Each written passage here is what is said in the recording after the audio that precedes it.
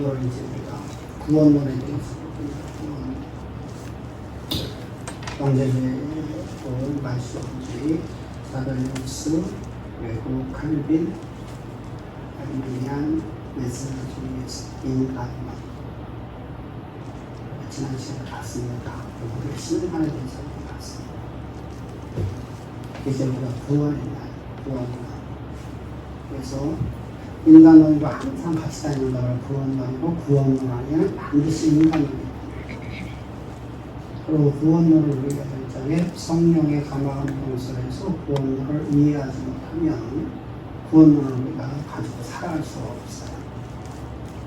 구원의 교리는 알고 있지만 구원의 교리가 내 삶을 지배하고 그 지배해주는 그 말씀을 따라서 우리가 살아가야 돼요. 그래서 우리가 구원 교리를 알고 있지만은 어떻죠?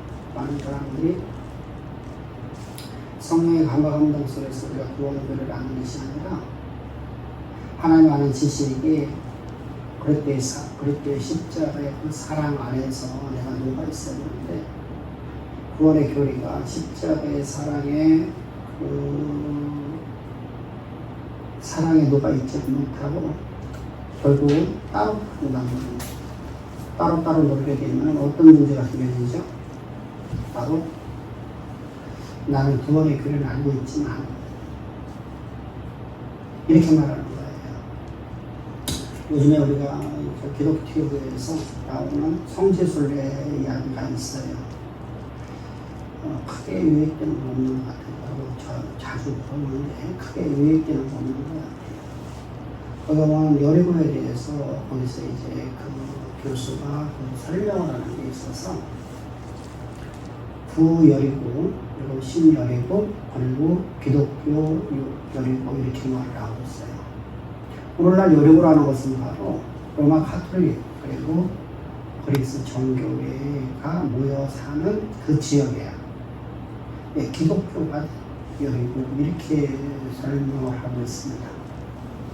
그러면 큰 문제가 되죠. 우리가 잘 아는 로마 카톨릭이라는 이 카톨릭에서 예수를 오직 예수만을 구원으로 보는 게 아니잖아요. 그러니까 이런 우를 만든단 말이에요. 구원론에 대해서는 합니다. 그리고 개신교에 대해서 분명히 하면서도 또 그것이 걸러지지 아니하고 방송에 나오고 있다는 거예요. 그러다 보니까 종교다원주의에 빠져들게 돼요. 그래서 항상 우리가 주의해야 될 것은 교리를 아는 거, 하나님을 아는 지식이 중요하지만 하나님 아는 지식이 반드시 우리가 이번 주에도 우리가 하나님 아는 지식에 대한 말씀을 나눌 건데 하나님 아는 지식과 무지에 대해서 하나님 알지 못하는 무지 우리가 수요일에 말씀드렸죠. 하나님을 아는 지식과 하나님에 대한 무지의 결과 무지, 하나님에 대해서 알지 못하는 사람들은 결국 파멸에 들어갈 수밖에 없어요. 근데 하나님을 아는 지식 안에서 내가 그리스도의 십자가의 그 사랑 안에서 녹아있는 지식이 되어버리지 못하면 내 삶이 되지 못한다고 하면 그것도 우리가 파멸에 들어갈 수밖에 없어요.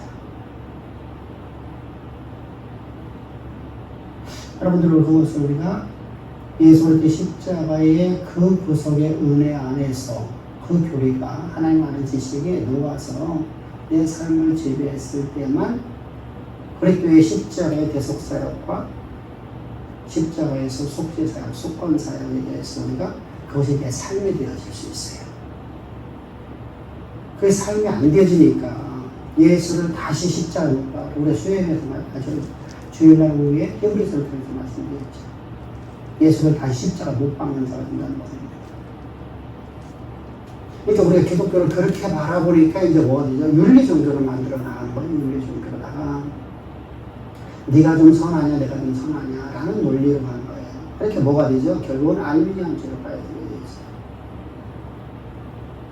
알미니안주의. 알미니우스와 또 웨슬러 같은 경우도 동일하게 어떻게 빠져버리죠? 구원을 우리 행위로 씁니다. 내가 하나님을 섬기고 내가 하나님을 믿는 것으로서. 그래서 우리가 방송을 들어보게 되면은 방송에서 나오는 설교들을 보면은 오늘도 그런 설교를 하더라고요. 그것은 유명한 분인데도 뭐라고 하냐면 여러분들이 예수를 믿으십니까? 라고 합니다. 여러분들이 예수를 믿으십니까? 라고 한다는 얘기는 내가 예수를 믿는 것이 되어버려요. 이게 결국은 그분도 장로교인데 장로교에서 결국은 뭐로 가져오는 거죠? 그러니까 교리에 대해서는 모르는 거 아니에요. 그러다 알고 있단 말이죠.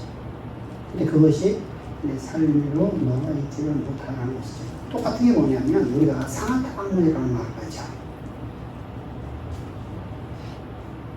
상하타방문이라는 것은 내가 학교에서 가르치는 학문하고 내가 집에서 살아가는 삶하고 전혀 다르다는 겁니다.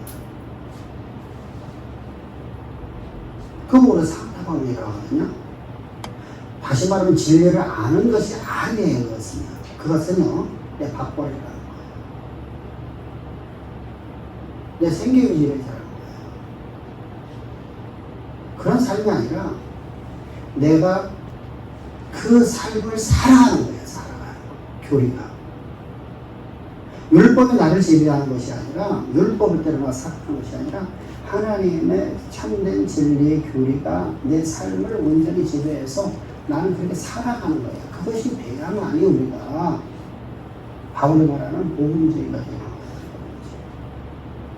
그래서 성령을 따라가면 하나님을 알라고 합니다. 성령을 따라서 우리가 항상 성령의 강화 감동을 따라서 살아야 돼요.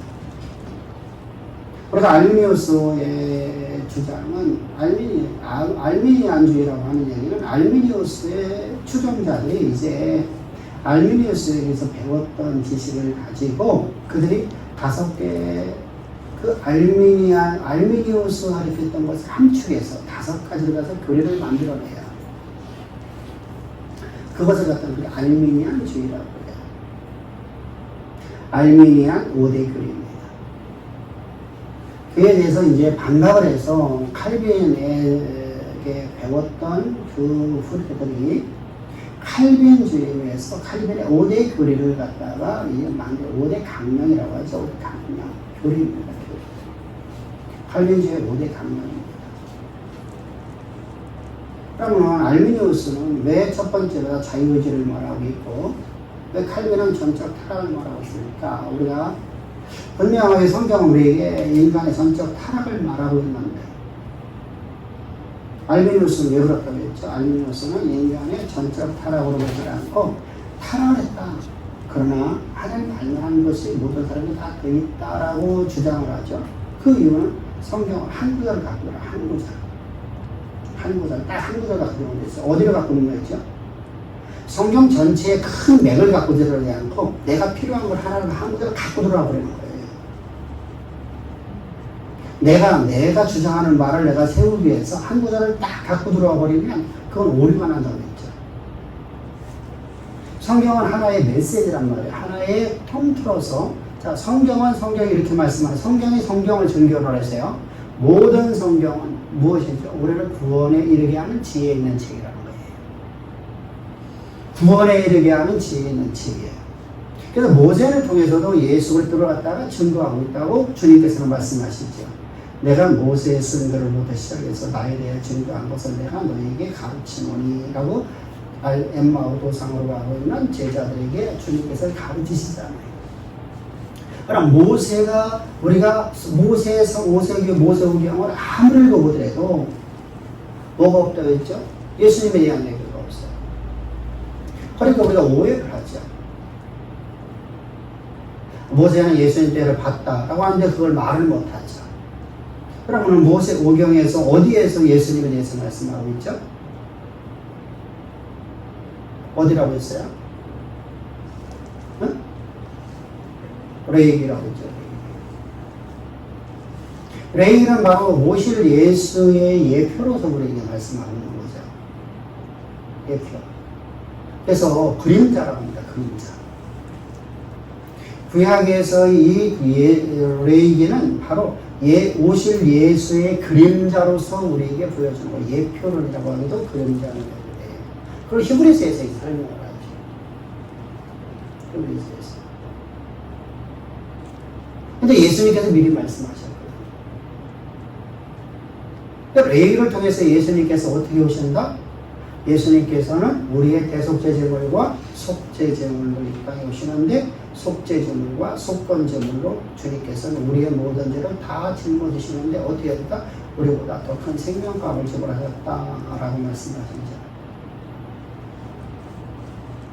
바로 이렇게 하나님께서 우리를 위해서 십자가에서 우리의 생명값을 다 지불한 존재인 바로 인간은 전적 타락인데, 인간은 요만큼도 하나님 알만한 지식이 없는데, 왜 하나님 알만한 지식이 없죠? 하나님 말씀을 담지 않았기 때문이죠. 다시 말하면 하나님 말씀을 담았다는 이야기는 다시 말하면 무슨 말이에요? 성령이 그를 지배하지 못했어. 하나님의 영광이 그를 지배하지 못했어. 하나님의 성령이 우리 안에 임할 수가 없죠. 왜? 인간은 전적으로 타락됐으니까. 죄 가운데 하나님이 임하실 수 없으니까. 이때 주의할 게 하나가 있어요. 예수님께서 이 땅에 오셔서 세리들과 그리고 창녀들과 죄인들과 함께 식사를 하시면서 말씀하시죠. 나는 의인을 부르러 온 게 아니라 죄인을 부르러 왔다 라고 말씀하십니다. 나는 죄인의 친구다 이렇게 말씀하십니다. 이 말씀은 어떻게 해석할 거냐? 그럼 예수님께서 죄인들과 함께 동로하셨는데, 함께 하셨는데, 예수님의 사역이에요. 예수님의 사역은 뭐하러 오신 것이죠? 죄인들의 친구라, 내가 죄인을 부르러 왔다 이렇게 말씀하시는 내용은 뭐냐면 내가 죄인을 구원하러 왔다는 거예요. 그러면 모든 사람이 다 죄인 되어야만 예수님께 오시는 거예요. 예수님이 이 땅에 오시는 때가 언제죠? 모든 사람이 하나님의 영광에 이르지 못하는 죄 가운데 빠졌을 때예요. 첫사람 아담 안에서 출생된 모든 사람들이 하나님을 섬기지 못할 때예요. 단 한 사람도 구원의 길을 걸 수가 없는 그런 시대였습니다. 암흑기죠. 그 암흑기가 돼야만 예수님께서 오실 수 있어요. 다른 방법으로 구원의 방법이 있다라고 하면 예수님 오실 필요가 없잖아요. 그잖아요. 우리가 단 한 사람만이라도 다른 방법으로 구원을 받을 수 있는 길이 있다라고 하면 예수님 이 땅에 뭐하러 오시냐고 하늘을 다 버리고 하나님이 창조주께서 오실 필요가 없죠. 구원의 길이 따로 있는데. 그래서 주님께서 마지막에서 십자가에 못 박혀 죽으시면서 뭐라고 말씀을 이 잔을 내게서 돌릴 수 있거든 내게 돌려주옵시고 라고 말씀하시죠. 이 말씀이 무슨 말이죠? 하나님, 내가 받는 잔이 뭐예요? 내가 십자가의 대속제물과 속죄제물로 십자가 못 박혀 죽으시는 거예요. 이게 잔이야. 이 일을 아니고 다른 구원의 방법이 있다고 하면 하나님, 내가 죽을 필요가 없습니다. 이건 뭐 하는 거죠? 우리에게 오직 구원은 예수 그리스도의 십자가의 도로만이 구원을 받을 수 있다는 거예요. 그렇다고 하면 이거 성경 전체의 맥이란 말이에요. 성경 전체의 맥. 그래서 구원의 길에 대해서 말씀을 하시는 내용이라죠. 구원에 대한 지혜를 우리에게 주는 책이니까 구원을 받을 수 있는 건 바로 십자가로다가 모든 거지. 그래서 구약은 오실 예수에 대한 이야기고 신약은 오신 예수에 대한 이야기입니다 라고들 말을 하는 겁니다. 그러면은 구약을 우리가 흔히들 말해 구약을 짜내면 빨리 짜내면 뭐가 돼요? 피가 흐르고 신약을 짜는 거 예수의 보혈이 흐른다. 구약은 무슨 피죠? 짐승의 피죠. 예수님의 그림자로서의 예수님의 예표로서 우리의 희생제물 되신 희생제물이 된 짐승의 피. 그런데 하나님께서 우리를 위해서 십자가에서 피 뿌려 죽으시는 이유가 우리가 다른 구원의 길이 있다고 하면 내가 하나님을 내가 섬길 수 있고 하나님이 우리에게 구원의 길을 베푼 것을 내가 스스로 갈 수 있다고 하면 예수님 오실 필요가 없잖아요. 이런 논박이 없었어요, 사실. 이런 논박이 없었기 때문에 결국 웨슬리주의가 나오게 되는 거예요.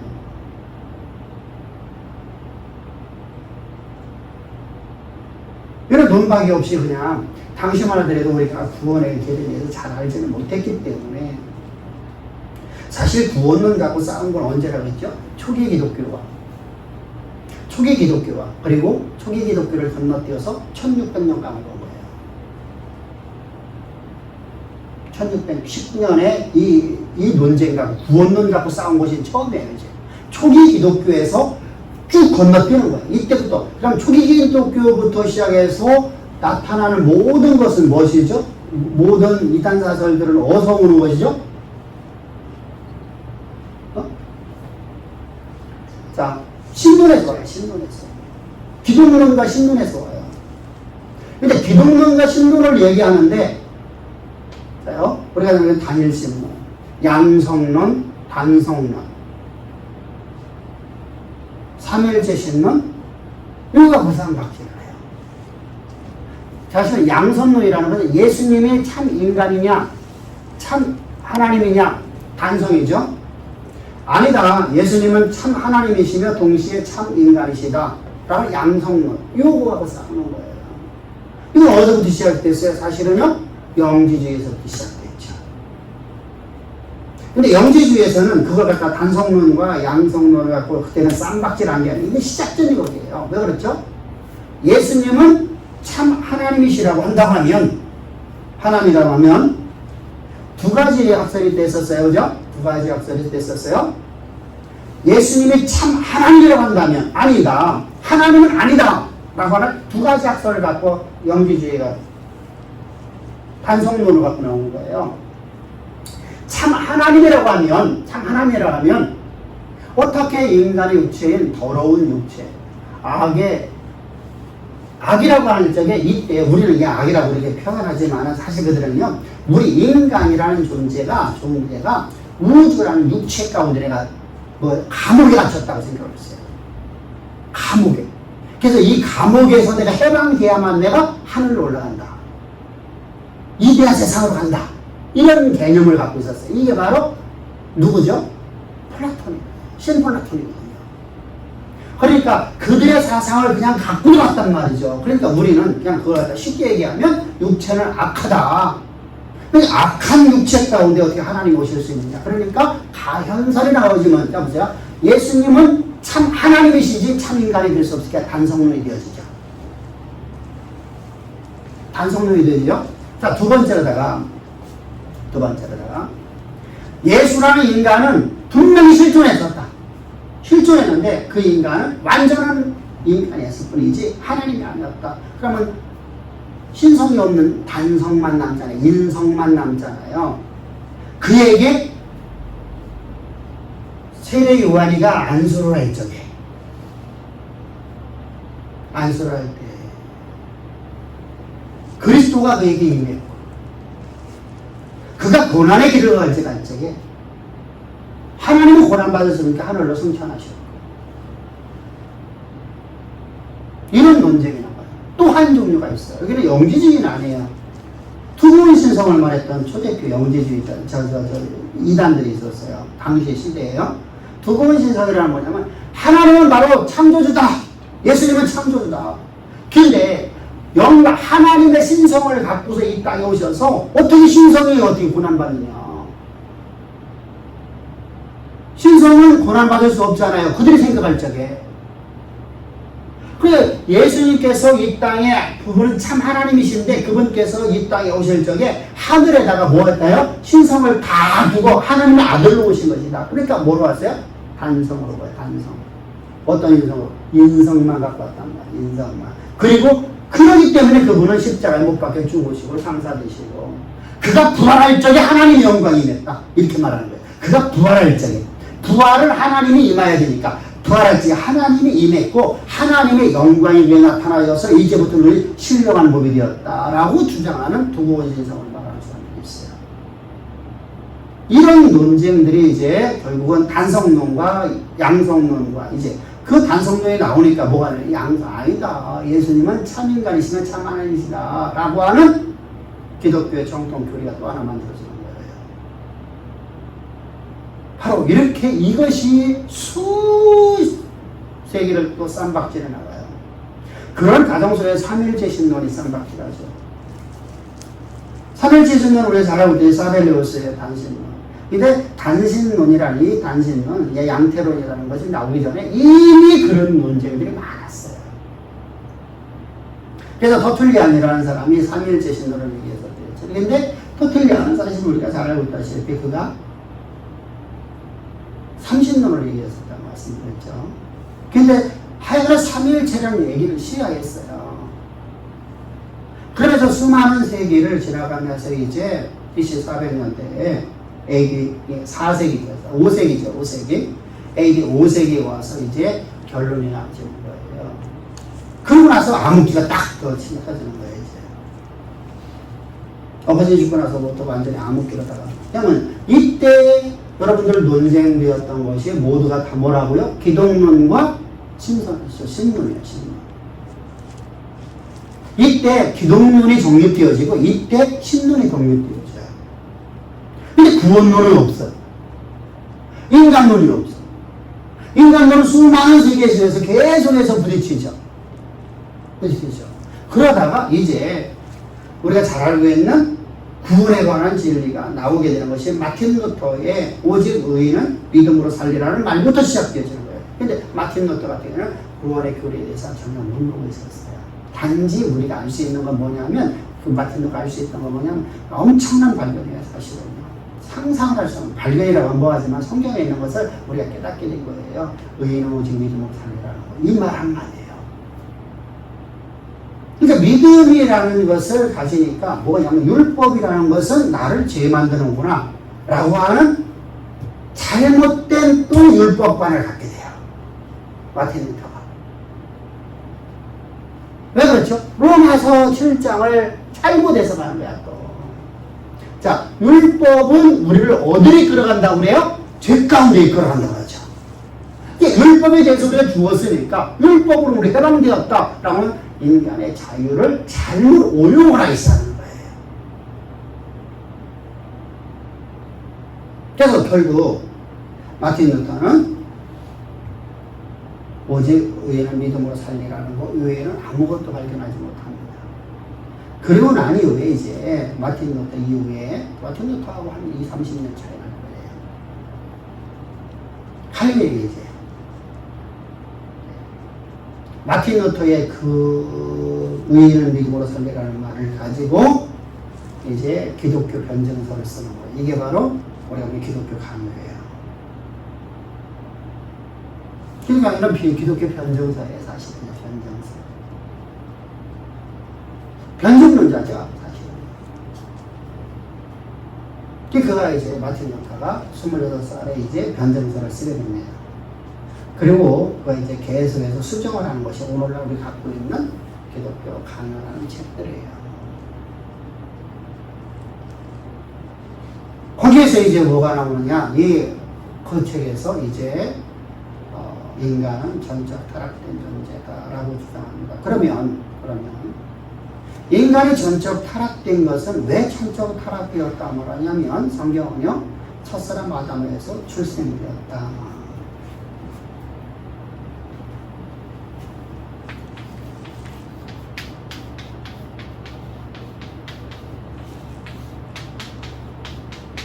여러분 계속 제가 말씀드립니다만 우리가 성경을 보게 되면 제가 죄인이었을 적에 저는 누구의 아들이었어요?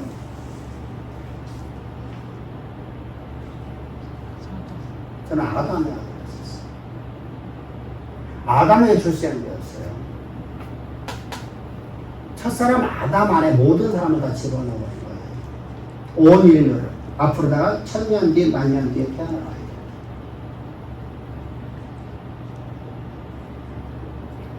그러니까 아담에서 태어났으니까 죄 가운데 태어난 거예요.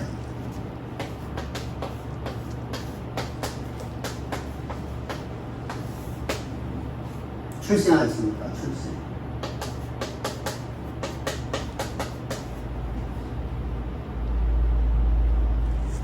그러면 인간이 하나님을 알만한 게 있을 수 있어요? 없어요? 없어요.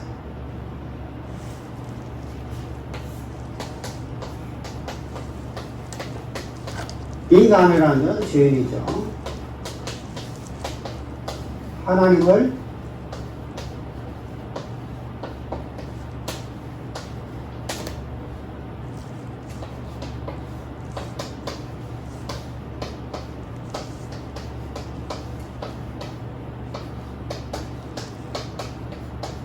전무하다. 근데 왜 저 말을 했을까? 왜 알미우스는 왜 저렇게 가르쳤습니까? 이건 성경에 한 구절이 있어요. 오직 어디에 있다고 했죠? 오직 성경에 딱 한 구절 있어요. 어디에 있죠? 어디에 있어요? 이 얘기가? 이 얘기가? 어디? 로마서 1 몇 장? 1장 몇 절?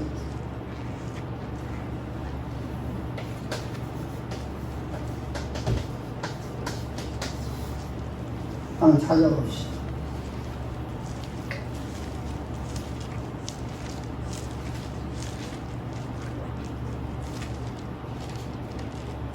누가 큰 소리를 하는지 시작. 큰 소리다가 시작.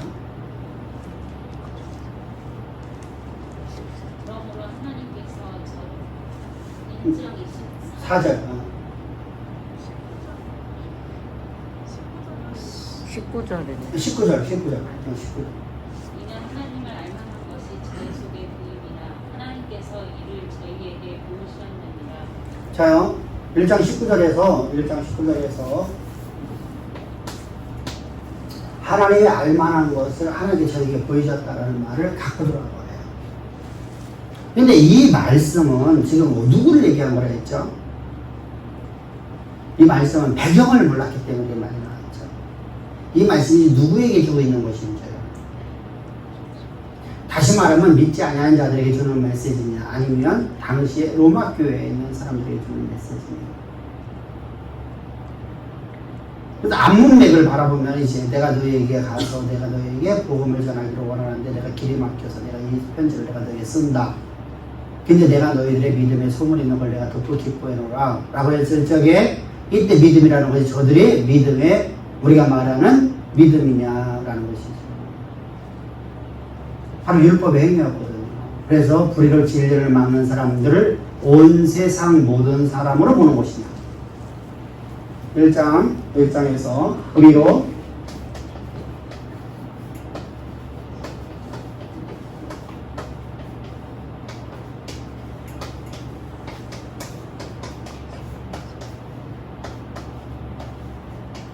불의로 진리를 막는 사람들을 갖다가 온 세상 모든 사람으로 볼 거냐,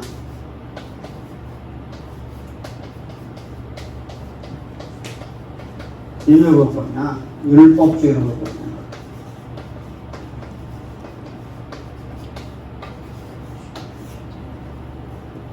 어디로 볼 거냐. 여기서 이제 결정이 나온 겁니다.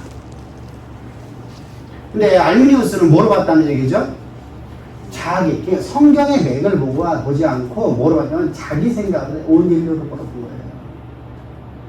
근데 성경을 보게 되면 성경은 불의로 진리를 막는 사람들에 대해서 내가 말하노라 하면서 쭉 나와야 되는 모든 사람들이 바로 뭐예요? 율법주의자들이에요. 당시 초대교회 당시 율법주의자들. 율법주의자들은 하나님 알만한 거 있어요, 없어요? 있죠. 하나님 지식이 있죠. 하나님의 선민된 백성들 중에서 하나님의 선민된 백성 중에 율법주의에 빠져버린 사람들. 바울의 복음을 듣고 나서 율법주의에 빠져버린 갈라디아 사람들은, 자 보세요. 갈라디아 사람들은 하나님 아는 지식을 갖고 있죠. 응? 자요. 초대교회에 지금 로마 교회는 누구를 통해서 복음이 증거되어졌어요? 사실은 우리가 추정하는 겁니다. 근데 이게 추정하는 거지만 사실 성경 역사의 추정이라고 하지만 이것은 역사예요. 팩트예요.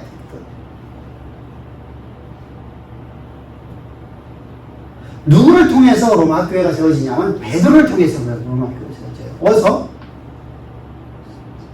사도행전 2장의 사건을 통해서. 그러면 사도행전 2장에서 베드로의 설교는 어떤 설교를 했어요? 예수 그리스도께서 우리의 대속죄 제물과 속죄 제물에 대해서 십자가 못 박혀 죽으셨고, 하나님이 너희가 죽인 그 예수를 살리셔서 우리의 주가 되게 하셨느니라 라고 설교를 했어요. 그 말을 듣고 그들이 우리가 얻지 않고 했어요. 얻지 않고. 이때 너희가 뭐하라? 회개하고 세례를 받았고, 세례를 받으면 성령을 너희가 선물 받으라 하고 성령을 받은 사람들이에요. 다시 말하면 기독교의 기본 진리의 가장 기초적인 것은 이들이 알고 있었어요. 그런데 문제가 되었어요. 이건 여러분들 고린도서 시대에 동일하게 말하는 거예요. 우리가 이번 주에 설교할 건데, 우리가 어린아이 신앙이라고 우리가 표현하고 있죠, 그죠? 어린아이 신앙은 바로 여기에서 자라나지 못한 거예요. 그래서 가르침이 필요한데 가르침이 없어요. 출생은 했는데 출생하고 난 다음에 어떻게 살아지는 안 가르쳤어요. 거듭나면 출생을 했어요. 그런데 거듭나고 나면 그 아이에게 지식을 가르쳐야 되죠. 하나님을 아는 지식을 갖고 살아가는 법을 가르쳐야 되잖아요. 다시 말하면 하나님의 말씀을 담은 그릇 만들어야 되잖아요. 그죠? 근데 그것이 없어. 그러니까 결국 어떻게 되죠? 율법주의. 율법을 잘못 이해해요. 여러분, 모든 기독교인들이 가장 힘든 게 뭐냐면 예수를 만나고 난 이후에, 예수를 만난 사람들이 예수 안 만난 사람들을 빼놓고요. 예수를 만난 십자가의 진리 복음안에 들어가서 내가 맨 처음에 부딪히는 게 뭐냐면, 나는 거룩한 하나님의 백성 되었는데 왜 오늘도 내가 하나님의 거룩한 자 삶에서 나타나기보다는 내가 오늘도 왜 뭔가 악을 행하느냐. 내 안에 육체의 수욕이 있고, 왜 내 안에 육체의 정욕이 있고, 왜 내 안에 그것이 가득하냐는 것입니다. 이거 여러분 안 겪은 사람이 없어요. 다 겪게 됩니다. 이때 우리가 율법을 바르게 가르쳐줘야 되거든요. 이때 안 가르쳐주면 율법으로 말미암아서 나를 어디로 다시 몰아가 버려요? 죄인으로 몰아가 버려요. 나를 죄 가운데 빠져버려요. 그래서 율법은 우리를 죄 가운데로 자꾸만 몰아가려고 해요. 뭐 그랬죠? 죄가 율법을 타고 들어오는 거예요. 그러면 죄가 율법을 타고 들어와서 우리를 괴롭히니까 이때 그 율법에 대해서 우리가 바르게 가르쳐주면 죄에서 해방을 받죠. 자유함을 받죠. 이걸 못 가르쳐주기 때문에 결국은 뭐로 돌아가 버려요? 하나님은 아는 무지로 말미암아서 결국은 파멸의 길을 가버리는 거예요. 이 파멸의 길이 뭐예요? 불의를 진리를 막는.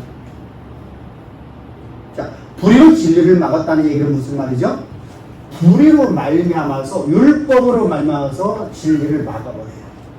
자, 내가 율법을 제대로 몰라서 율법을 잘못 가르쳤어요. 그러면 여러분들은 어떻게 해야 되죠?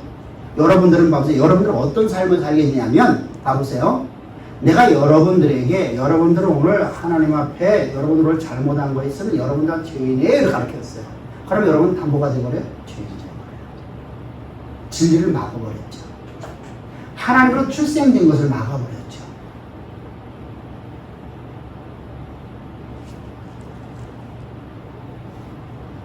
이렇게 불의로 진리를 막는 사람들은 율법주의자예요. 당시에 어떤 사람들이 가르치는 자들이에요. 그들을 말미암아서 고린도 교회뿐만 아니라 갈라디아 교회가 어리석도다. 누가 너희를 깨닫냐? 너희가 성령 받은 것이 너희의 행함으로더냐? 하나님의 은혜로더냐? 하나님의 선물이더냐? 너희가 왜 성령을 제해서 율법으로 마치려고 하느냐? 율법의 행위로서 어렵다고 하는 자들아, 너희는 그때 끊어지고 하나님께 떨어진 자로다. 이 5장까지 이어지는 내용이에요. 3장부터 5장까지 하나의 단원이에요. 자, 보세요. 그러면은, 불의로 진리를 막아버렸잖아요. 불의로 말미암아서 하나님을 아는 지식을 갖고 있는, 알고 있다는 자들이 거짓을 전한 거잖아요. 불의로 진리를 막아버렸잖아요. 그래서 율법주의로 해석해야 되고 문맥상 이제 로마서의 문맥상 3장 25절까지 사실 20절까지입니다. 20절까지가 율법주의에 대한 이야기예요. 그러므로 그리고 그러므로 그런데 이렇게 계속해서 결론적으로 이렇게 말하고 있어요. 그래서 하나의 문맥, 하나의 단원이에요. 1장 18절부터 시작해서 3장 20절까지 딱 하나의 메시지예요. 누구에 대한 얘기예요? 그러니까 그런 사람들은 보세요. 불의로 진리를 막는 사람들은 하나님의 내버려 뒀어요. 우리는 하나님의 섭리 방법을 도대체 이해를 못하는 것이 뭐냐면 그러면 하나님께서 왜 그걸 내버렸냐는 거예요. 누가 얘기하죠? 내비 안 뒀으니까 하나님의 뜻이라는 생각을 하는 율법주의자들은요. 근데 하나님께서는 내가 불의를 갖고 내가 진리를 막아버리면 하나님 가만히 계셔. 이게 하나님의 공의예요. 하나님의 공의. 하나님은 우리에 대해서 끝없는 사랑을 베풀어 주세요. 끝없는 사랑을 베풀어 주시되 내가 정욕이나 육체의 소욕을 따라 살아가려면 하나님 내버려버려요. 절대 간섭을 하지 않으시죠.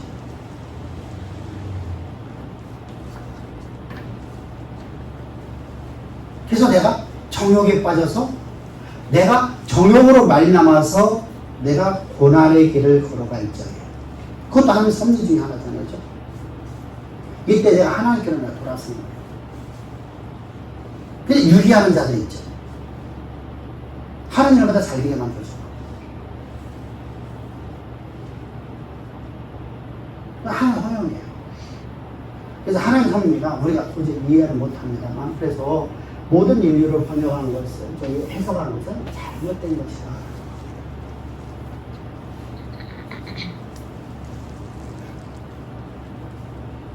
이건 잘못됩니다. 자, 모든 인류가 되어버리면 자 보세요. 하나님을 알만한 지식이 내게 있으면 내가 스스로 하나님을 선택할 수 있죠. 그래서 인간의 자유의지로서 내가 하나님을 선택해서 하나님을 이루는 거예요. 이거 뭐 인간의 자유예요. 한마디입니다. 근데 오늘날 교회의 모습에서 장로교든 감리교든 침례교든 어느 교단이든 간에 다 똑같은 말을 하고 있죠. 짬뽕 되는 것은 칼빈주의라는 데 칼빈주의가 없어요.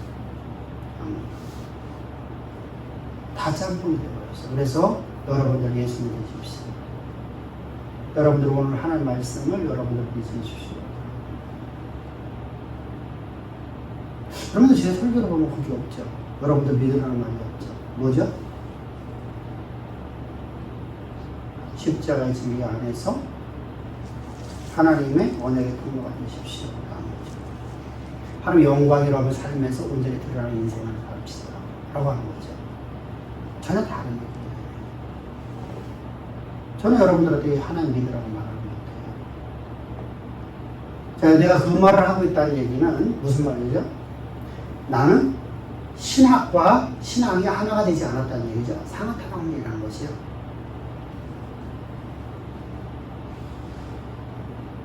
바로 인간은 전적으로 타락되었다라는 것을 성경에서 말씀하시는 겁니다. 그래서 그럼 인간이 전적 타락되었으면 거기는 반드시 뭐가 나오죠? 하나님이 인간이 전적 타락되었다가 하면 첫사람 하는데 죄 가운데 모든 사람이 전적 타락되었으면 반드시 하나님 나라를 택해주는 것밖에 없잖아요.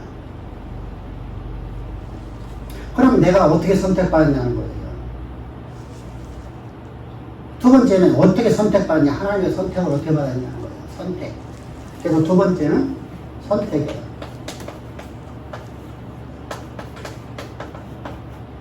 어떻게 선택받았어요? 무조건적으로 선택받았다는 거예요.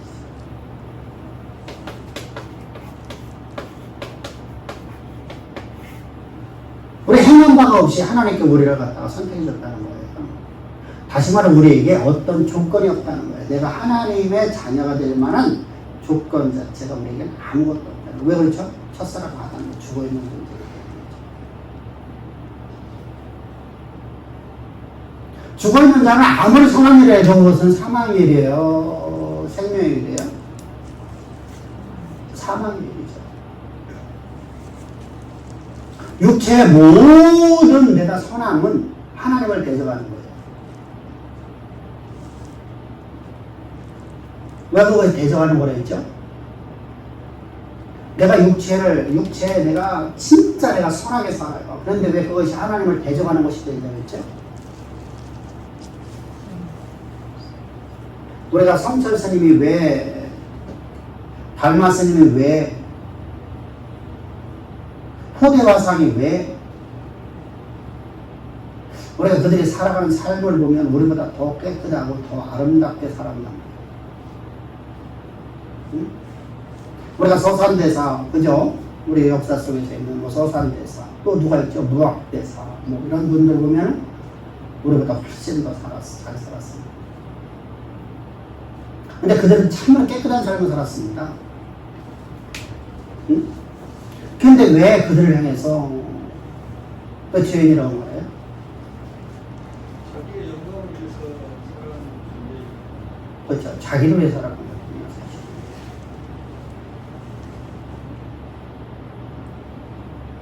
모든 사람은 하나님의 창조의 목적을 따라서 살아야 되거든요. 그죠?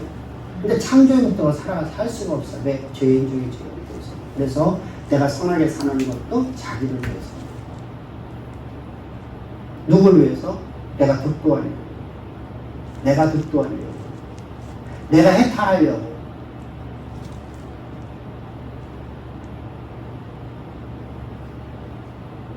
또한 죄가 또 뭐가 있죠? 또한 죄가 또 뭐가 있죠?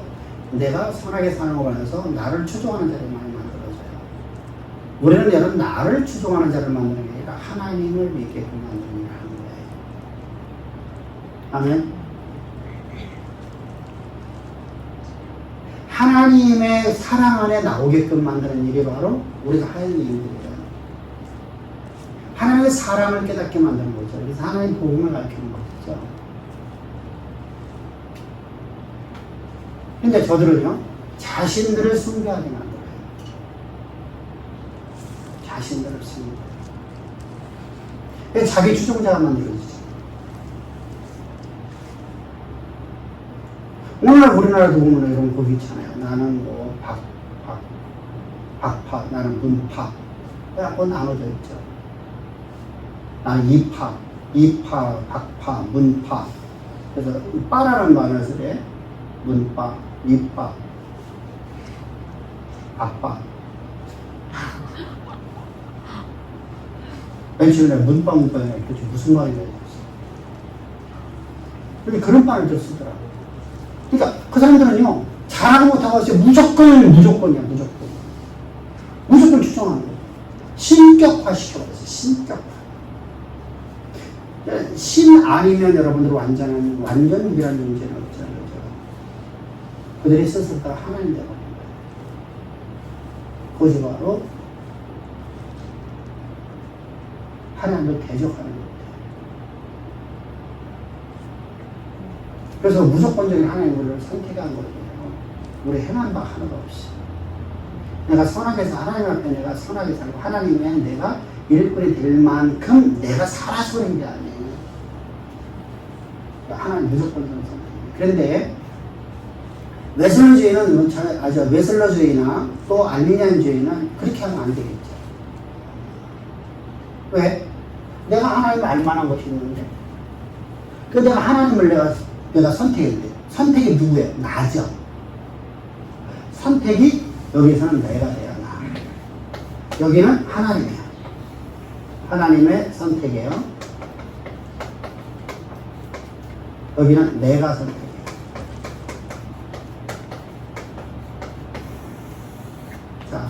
내가 하나님을 선택하는 거예요. 그래서 조건적 선택이라는 얘기가 무슨 말이냐면 내가 하나님을 선택한 자만 하나님이 나를 구원해 주는 거예요. 응?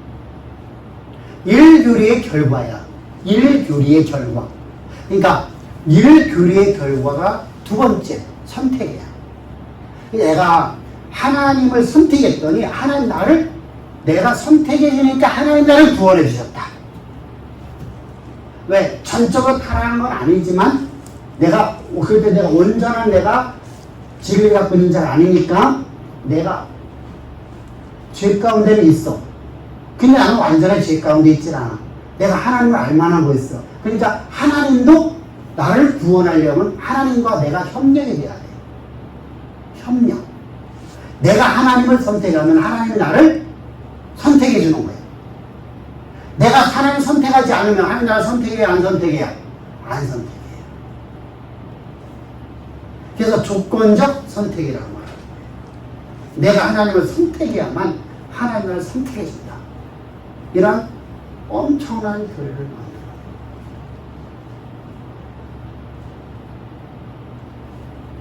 자, 이제 중요하죠. 그러면 무조건적으로 하나님께서 우리에게 선택을 해줬어요. 그러면 택한 받은 자에게 제한 속죄를 준다. 이게 무슨 말이냐는 거죠.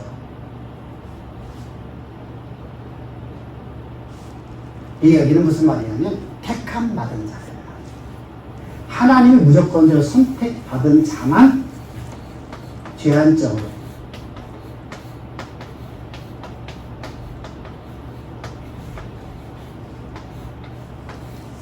사함을 받자. 응? 그래서 제한 속죄라고 하는 거예요. 사함을 받는 구원이죠. 그래서 이거 뭐 속죄라고 해요. 다시 말합니다. 우리는 죄 가운데 전적으로 타락한 존재로는 출생했어요. 우리에게는 어떠한 것이 하나님 말씀이 전혀 없는 완전한 타락이었어요. 그래서 하나님 우리를 무조건적으로 선택해 줘야 돼요. 이렇게 무조건적으로 선택받은 자만 구원받는다라는 겁니다. 그러니까 1교리와 2교리의 결과가 3교리네요. 그죠? 이렇게 가는 거예요. 지금 1교리 모르고 3교리를 하면 거짓이 되는 거죠. 1교리와 2교리의 결과가 3교리예요. 그럼 여기를 봅시다.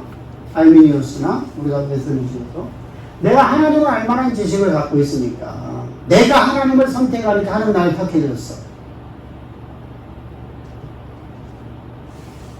그러면 내가 구속받는 것은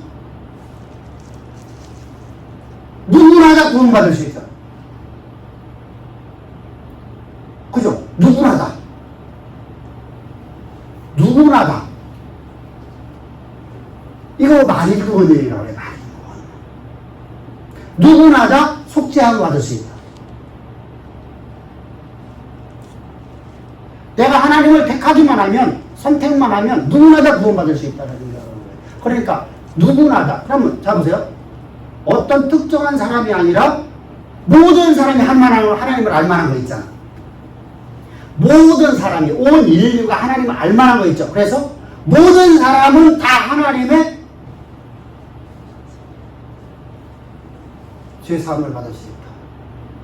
그래서 보편적 구속 또는 보편속죄라고 말해요. 이거 보고 만인구원론이라고 그래요.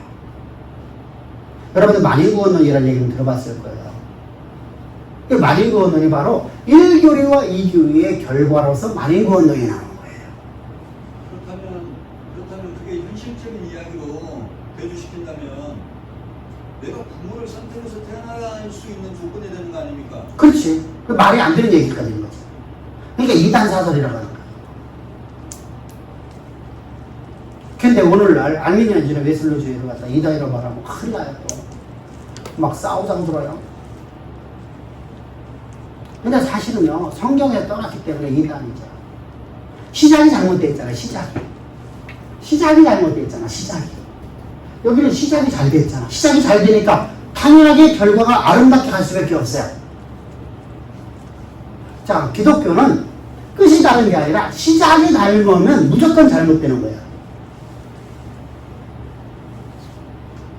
시작이 잘못되면. 그래서 그럼 성경의 근거를 갖고 나가면은 죄악적 속죄에 대해서 성경은 우리 말씀하시죠. 로마서 9장을 보면은 뭐라고 했죠? 내가 모세를 택하고 바로를 갖다가 악한 길로 사용한 것을 하나님의 택함이네. 그죠? 여러분, 우리가 잘 알고 있지 바벨론의 느부갓네살은 누구의 종이에요? 하나님의 종이에요. 하나님이 그를 들어 쓰셨다는 거예요. 고레스도 하나님이 들어 쓰셨어요. 아수르 사내립도 하나님이 들어 쓰셨어요. 사내립은 맨 처음에 장군이었지만 그건 나중에 왕이 되거든요. 여러분들이 이스라엘을 갖다가 히스기야 때 그렇게 괴롭혔던 왕이 누구냐면 사내립 왕이에요. 사실 그는 장군이어서 아예 그러니까 우리 아수르라는 나라나 이쪽 이 고대 경동 지역에 있는 대제국들을 어떻게 했죠? 계속 몰아가지고 오고 반정. 우리는 여러분 그게 없죠. 저희는 쿠데타라고 보기도 어려워요. 쿠데타는 완전히 싹 바뀌어버리는데 왕만 바뀌는 거예요. 왕 독살해버리고 내가 왕이 되거든요. 내가 군사를 갖고 있으니까. 군대 장관이니까. 왕과 나만 군사를 갖고 있잖아. 그러니까 우리나라와 중국은요. 장군보다도 군사력보다 그게? 국방장관보다도 어디를 더, 우리나라도 현재 뭘 더 쳐주죠? 국방장관하고 총리하고 누구를 더 쳐요? 내각하고 총리하고, 내각하고 국방장관하고 누구를 더 쳐줘요? 국방장관이 아니죠. 내각이에요, 내각. 행정이 더 우위예요, 행정이 더 우위죠. 그러니까 뭐라고 했지, 옛날에? 문하고 무. 어? 문과 무과 문무? 네. 이렇게 나갔지. 문 다음에 묵과. 그리고 그 다음에 이제 이렇게 중인들 계급으로 넘어가잖아요. 그죠? 이렇게 넘어갔잖아. 그러니까. 근데 저 나라는 그렇지 않아요.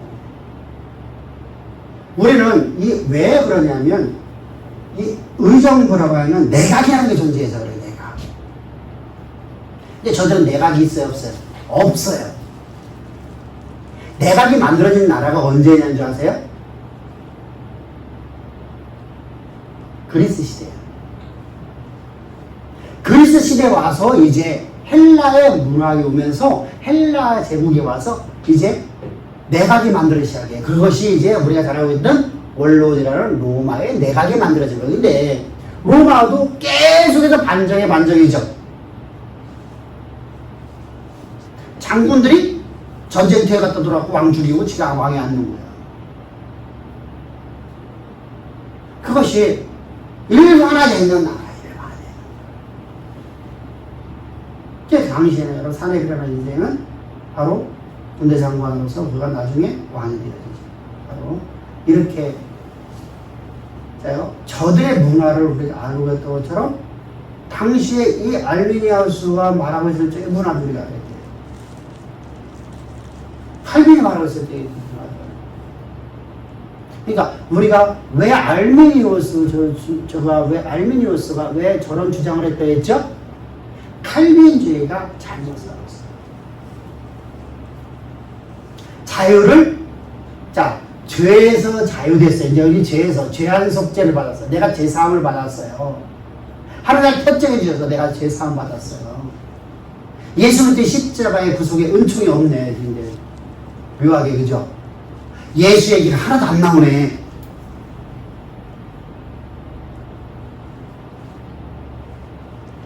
예수 얘기가 안 나오는 9월이 되버리면 뭐가 되죠? 응? 예수의 은혜가, 예수의 십자가의 도가 없는 구원론이 나왔어요, 지금요. 그럼 뭐로 갈까요? 율법 폐기론이 가는 거예요. 누구와 똑같이 가죠?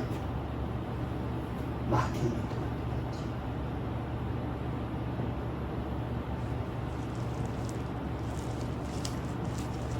여러분 이해를 해야 돼요. 이걸 이해를 해야만 알미니우스가 나온 배경을 이해할 수 있다는 말이죠.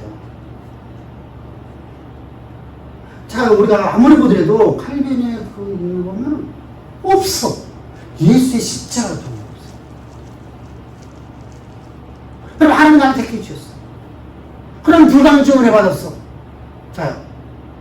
난 불강증 은혜 받았어. 이 삶의 결과로 나는 불강증 은혜를 받았어.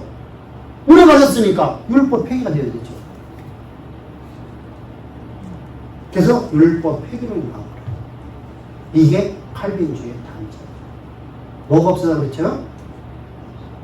십자가에 없어서.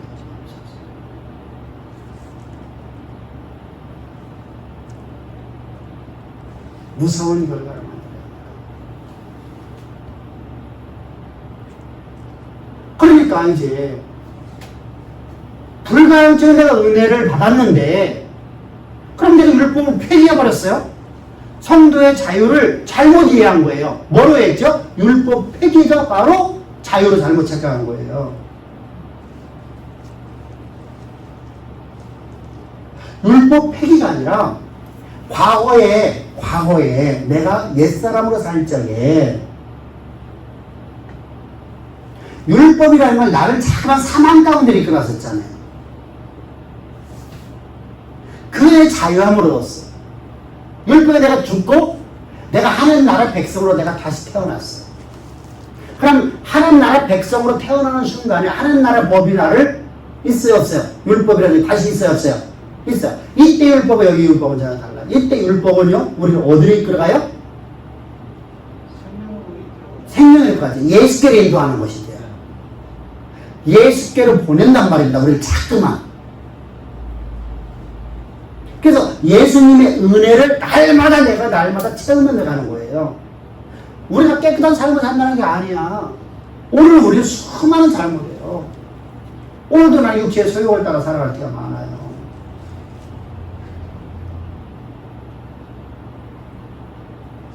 근데 그때마다 내가 범죄하는 것을 뭐로 깨달아야 돼요? 율법으로 깨달아야 돼요. 그럼 율법은 범죄를 내가 죄를 깨닫게 하고 죄를 깨달은 나를 어디로 인도해요? 예수께로 인도하는 몽학선생이 되어줘요. 이게 바로 생명을 이끌어가는 거예요. 그러면 항상 나는 하나님의 그 십자가의 보혈 안에서 내가 살아가는 것이죠. 이게 은혜야. 근데 이렇게 살지가 아니하고 율법에 내가 죽었으니까 율법은 더 이상 존재하면 안 돼. 그러니까 율법 폐기가 돼버렸어요. 율법 폐기가 되고 나면 뭐가 남죠? 방종이 나오죠. 이게 청교도인들이에요. 누구가 똑같이 돼버렸죠? 영지주와 똑같이 됐죠. 오늘날 구원파와 똑같죠. 되죠? 그러니까 알미니우스가 말하는 거예요. 아니다. 중생에 있어서 중생에 있어서 하나님의 역사는, 하나님의 일하심은, 하나님의 섭리는 인간의 의지에 제한받는 거예요. 다시 말하면 내가 오늘 잘못 살면 하나님이 내 구원을 상실하게 만든다는 거예요? 안 만든다는 거예요? 상실하게 만든다는 거예요.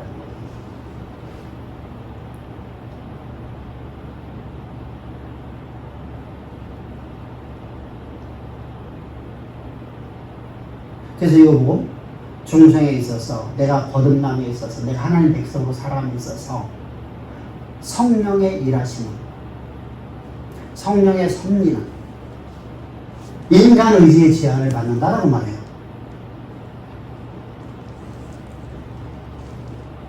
그러면 여기는 전부 다 무엇을요? 인문학적인 것이죠. 인문학. 내가 하나님의, 그죠? 여기서 말하는, 여기에서 칼빈주의에서 실패하는 것을 뭐라고요? 네 번째, 불가항적 은혜에 와서 실수하는 거예요. 하나님의 은혜를 십자가에 두고 나아집니다. 그럼 구원론을 얘기하고 있는데 십자가 도가 없는 구원론을 얘기하고 있네요. 참 안타깝죠. 사실은요, 이것만 해도 어마어마한 발견이에요. 성경을 통해서 이걸 알아낸다는 건 상상을 할 수 없는 거예요, 사실. 그래서 이 기틀을 갖고 이제 복음이 자꾸만 전파되어져. 그러니까 어떻게 죠 성도는 한 번 받은 구원은 영원한 구원이다 라고 하는 성도의 견인이 일어나는 거예요. 성경은 우리가 분명히 영원한 구원에 대해 말씀하고 있어요, 안 하고 있어요? 말씀하고 있죠. 자, 히브리서에서도 우리가 영원한 구원 받은 것을 말씀하시고 안 말씀하세요? 로마서에 있어 없어요? 네? 로마서에 있어 없어요? 로마서 5장이 영원한 구원. 로마서 8장이 영원한 구원에 대해서 말씀하세요. 로마서 5장하고 8장이에요. 영원한 구원. 자, 영원한 구원에 대해서 로마서에서 바울을 통해서 하나님께서 말씀하시는 것은 자, 그리스도 사랑해서 그 어떤 것도 끊을 수 있다 없다? 없다. 그죠? 이걸 그 문맥만 갖고 들어오는 거예요. 그 단어만. 32절부터 시작해서 39절까지만 갖고 들어오는 거예요. 앞부분 안 바라보는 거예요. 앞부분을. 로마서 8장 전체를 안 보는 거예요. 로마서 8장에서 1절에서 뭐라고 하고 있죠? 1절에서 3절에서요. 로마서 7장을 지금 반박에 나오는 거거든요. 7장에서 오라는 공고한 사로다. 율법으로 내가 계속 하나님의 원하심을 따지지 못하는 내 모습을 보면서 나는 공고한 사로다. 이것 때문에 고통받고 있어요. 누가? 바울이. 이것이 바로 초기 기독교인들, 우리도 마찬가지고요. 이때 생명의 성령의 법이 너희를 해방할 거다. 그러면 내가 하나님이 나를 갖다 완전히 자유함을 줬다라고 말하고 끝나버리면 얼마나 좋았을까요, 그죠? 근데 그 다음에는 뭐죠? 율법에 대해서 다시 얘기하죠. 우리가 율법을 지키는 삶을 살아야 돼요. 행함을 말하죠, 행함. 행함이 바로 율법이잖아요, 그죠? 행함. 그리고 이제 결론을 딱 내리는 거예요. 우리가 그 사랑 안에 거하면, 그 십자가의 은혜 가운데 거하면, 그래서 로마 8장 28절이 이제 핵심이에요, 핵심. 8장 28절 시작 읽어봅시다. 우리가 알건과 하나님을 사랑하는 자, 그의 뜻대로 부르심을 입은 자들에게는 모든 것이 합력하여 자, 누구야? 그의 뜻대로 부르심을 받은 하나님을 사랑하는 자들에게는요. 그죠? 그의 뜻대로 부르심을 받아서 하나님을 사랑하는 자, 그렇게 십자가의 사랑 안에서 있는 자들은 정신이나 기근이나 그 어떤 것도, 어떤 권세도, 어떤 칼이나 유업이나 그렇게 사랑에 끊을 수 있다 없다? 없다. 얘기하는 거예요. 이렇게 결론을 맺어나가는 거예요. 근데 그렇게 결론을 안 맺어버리고 그냥 32절부터 39절까지만 딱 들어갖고 나와버리면 십자가의 내용이 없어져 버려요. 근데 로마서 5장을 봅시다. 5장 8절부터 11절입니다. 5장 8절 시작. 우리가 아직 죄인 되었을 때에 그리스도께서 우리를 위하여 죽으심으로 하나님께서 우리에 대한 자기의 사랑을 확증하시고 아멘. 자 보세요. 내가 죄 가운데 있을 적에, 내가 죄 가운데, 내가 죄인 중에 죄인의 괴수에 있을 적에, 첫사람 아담 안에 태어났을 적에 나를 위해서 주님이 십자가에서 못 박혀 죽은 날 알지 못했었어. 근데 하나님 나를 택해 주셨어. 죄 가운데 있는 나를 하나님이 택해 주셔서 나에게 진리의 복음을 알려주셨어. 그러면 진리의 복음 안에서 나는 예수를 때문에 십자가 못 박혀 죽었어요. 죽고 내가 다시 태어날 적에는 이 새카만 나라는 존재는 죽어버렸고 무덤에 갇혔고 나라는 존재는 이렇게 거듭났어요. 내가 새 생명을 얻었어요, 이제요? 새 생명을 얻었는데 내가 이제 하나님의 아들 되었는데 하는 거죠. 하나님의 아들 되었는데 내가 오늘 실수했다고, 내가 오늘 하나님 앞에 내가 범법한 말 했다고 나를 여기다 던져버리겠냐. 그런 일이 있어요, 없어요? 없죠. 그 얘기가 8절이에요. 다시 한번 읽어보자. 그리고 나서 이 내용을 갖고 한번 읽어봅시다. 시작. 우리가 아직 죄인 되었을 때에 그리스도께서 우리를 위하여 죽으심으로 하나님께서 우리에 대한 자기의 사랑을 확증하셨느니라. 이어서 그러면 이제 우리가 그의 피로 말미암아 의롭다 하심을 받았으니 더욱 그로 말미암아 진노하심에서 구원을 받을 것이니. 아멘.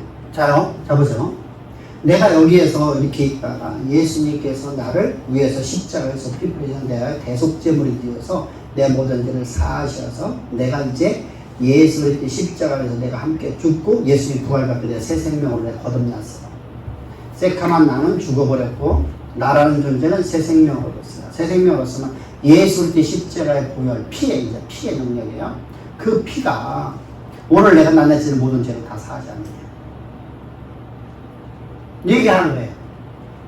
이게 로마서 3장 25절을 연장하고 있는 거예요, 지금요. 그러면서 10절, 시작. 곧 우리가 원수 되었을 때에 그의 아들의 죽으심으로 말미암아 하나님과 화목하게 되었은즉 화목하게 된 자로서는 더욱 그의 살아나심으로 말미암아 구원을 받을 것이니라. 아멘. 그렇다면 여보세요. 내가 전혀 알지 못했던 그 하나님 앞에 내가 대접하던 나라는 존재에서 어떤 죄인 중에 죄인 아담아에 태어났던 그런 존재를 위해서 주님이 십자가에 나에게 사랑을 베풀어 나에게 무조건적 은혜를 베푸셔서 나는 하나님의 나를 택해 주시고 나에게 은혜를 베풀어 내가 하나님의 거룩한 백성으로 내가 거듭났어. 거듭났으면 하나님의 자녀가 됐으면 이제 예수님의 십자가의 보혈이 내 모든 죄를 사하시고 그럼 나는 영원한 구원이야, 구원이야. 그죠? 영원한 구원이야. 그런데 문제가 되어지죠. 여기서 문제가 되어져요. 여기서 뭐 어떤 문제가 되죠? 사실 로마서 5장 12절부터 21절까지 있지? 그걸 빼버려야 돼요. 그건 삽입절이에요. 문맥상 안 맞아요. 그걸 빼버리고 읽어야 돼요. 그럼 어디로 넘어가요? 6장 1절로 넘어가죠. 6장 1절 시작. 그런즉 우리가 무슨 말을 하리요? 은혜를 더하게 하려고 죄에 더하겠느냐? 그러니까 보세요. 내가 은혜, 자 우리가 이렇게 은혜를 받은 자가 되었어요. 그러면 내가 은혜를 내 안에 더 많이 만들려고 내가 죄 가운데 빠질 수 있겠냐. 그리고 쭉 빼버리는 거야. 3일장이야. 다시 또 3일절이야. 21절로 넘어가 보세요. 너희가 그때 무슨 열매를 얻었느냐? 이제는 너희가 그 일을 부끄러워하느니. 맞아, 5장 21절입니다. 5장 21절. 이는 죄가 사망 안에서 왕노릇한 것 같이 이 안에 또한 그로 말미암아 왕노릇하여 우리 주 예수 그리스도로 말미암아 영생에 이르게 하려 함이라. 아멘. 자요. 우리가 영생에 이르게 하려고 지금 이 성경을 읽어가고 있는 거예요. 그러니까 우리는요, 자, 우리가 진짜 기독교의 진리가 들어있는 5장 12절부터 19절까지 하면 뭐라고요? 인간론. 6장 3절부터 시작해서 6장 몇 절까지? 11절까지가 십자가의 도일, 십자가의 능력. 로마서 3장 25절이라는 십자가 보혈의 능력을 따로 우리가 공부를 하는 것이고 문맥상 이걸 같이 연결해 버리니까 우리가 문제가 되어지는 거예요. 우리 문학 속에서는. 왜? 나가다가 다른 말이 나오니까 앞에 걸 잊어버려요. 무슨 말인지 알겠죠? 그래서 내가 죄 가운데 다시 거하겠느냐? 내가 은혜를 더하려고 내가 죄를 내가 더 질 수 있겠냐? 그럴 수 없느니라 라고 말하는 거예요. 그리고 이제 3장으로 넘어가요. 6장 3절로 넘어가는 거예요. 그죠? 3절로. 예, 3절부터 11절까지는 또 사실은 21절까지 빼버려야 돼요. 빼버리고서 읽는 거예요. 그리고 거기는 따로 공부하는 거예요. 그리고 난 다음에 이걸 문맥을 다 알고 난 다음에 읽으면 상관이 없어요, 이제. 그러니까 영원한 구원에 대한 것은 그러므로 이렇게 결론을 맺어 나가는 거예요. 그러면 오늘 우리가 성도의 견인처럼 하나님이 우리를 갖다가 그냥 무율법에 빠지더라도 하나님께서 우리를 갖다가 구원의 길로 인도하는 거 아니에요, 그죠? 그죠? 은혜에서 떨어질 수 있어, 없어? 떨어질 수 있어. 그러니까 무슨 말이냐면요, 아까 얘기했잖아. 예수 그리스도의 십자가의 그 사랑 안에 있을 때는 영원한 구원이에요. 어? 그 십자가의 영원한 사랑 안에만 내가 구할 적에 8장 28절에 우리가 봤죠, 그죠? 예수 그리스도의 십자가의 영원한 사랑 안에 거했을 적에는 하늘의 그 어떤 것이나 땅의 그 어떤 것이나 권세나 능력이나 칼이나 위협이나 그 어떤 것으로 우리를 살아에서 끊을 수가 없어요. 근데 그렇지 않으면 우리는 떨어질 수 있어, 없어? 떨어질 수 있어요. 그래서 성도의 견이라는 단어는 사실은 성도의 견이라는 것은 틀린 말이 아니에요. 근데 칼빈 교리를 따라가면 결국은 뭐가 나온다고요? 그래서 웨슬러주의가 나오게 된 거고요. 알미니안주의를 갖다가 이제 조금 개조하는 거고요. 그리고 그 후대에 와서 또 청교도 프로테스탄트들이 반역 화형을 당하는 거예요. 방종하는 사람을 하는 거예요. 그래서 도망 나온 사람들이 우리는 역사를 팩트를 안 보고 뭘 봤냐면요. 도망 나온 사람이 교회에 세웠다. 도망 나와서 한 일이 뭐 있어요?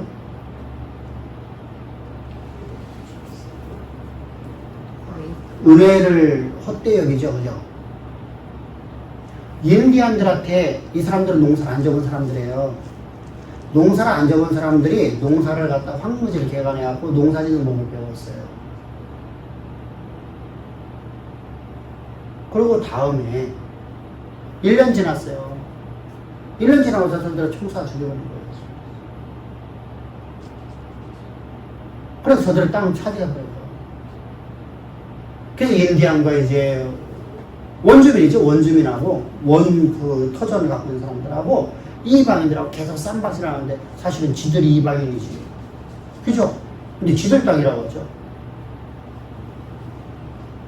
이렇게 되는 거예요. 그러니까 지금 트럼프 큰 소리 쳐봤죠. 지금 이방인 땅에서. 근데 지들 백인 원주민이라고. 이게 그 당시에 그 총리들은 그 생각을 그런 잘못된 사상이 저들이 지금까지 정해지는 거예요. 저것도 아닌 거죠.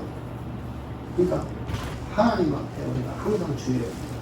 그러니까 알비니안주의, 웨슬러주의는 우리가 이미 알고 있다시피 웨슬러주의는 인간은 전적 타락되었다. 그러나 예수님의 십자가에 못 박혀 죽으시고 장사되는 적에 주님이 부활하심과 동시에 모든 사람에게 동일하게 은총을 베풀었는데 그 은총이 뭐냐? 하나님 알만한 빛을 다 넣어주셨다. 그래서 선의 은총이라는 거라. 그리고 나머지는 웨슬러, 알미니안주의와 똑같아요.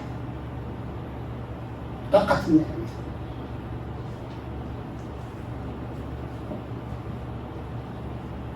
이해 되셨죠?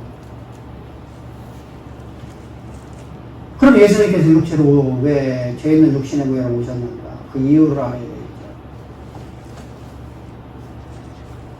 왜 그렇게 오셨을까요? 왜 인간의 죄를 짊어지면 어린 양을 있다고 얘기하는 거예요? 그 문제를 우리가 해결해야 되죠. 자, 그 한번 얘기해.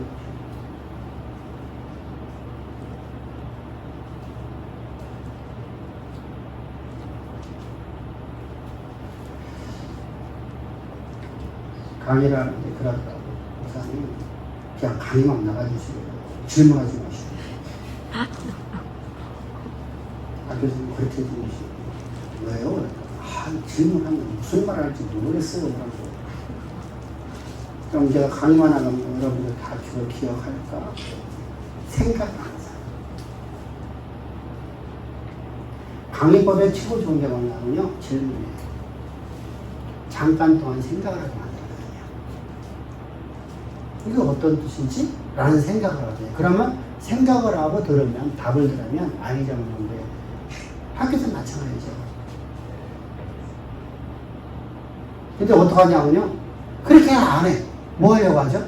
그냥 일방적으로 강의만 하고 나오면요. 듣는지, 안 듣는지. 들어요, 안 들어요? 안 들어요. 학교는 들어요. 왜 안 듣죠? 학교는 들을 수밖에 없어. 그렇죠? 대학 가려니까. 뭐가 올라가야 돼? 점수가 올라가야지. 근데 교회는 점수제도 아니에요.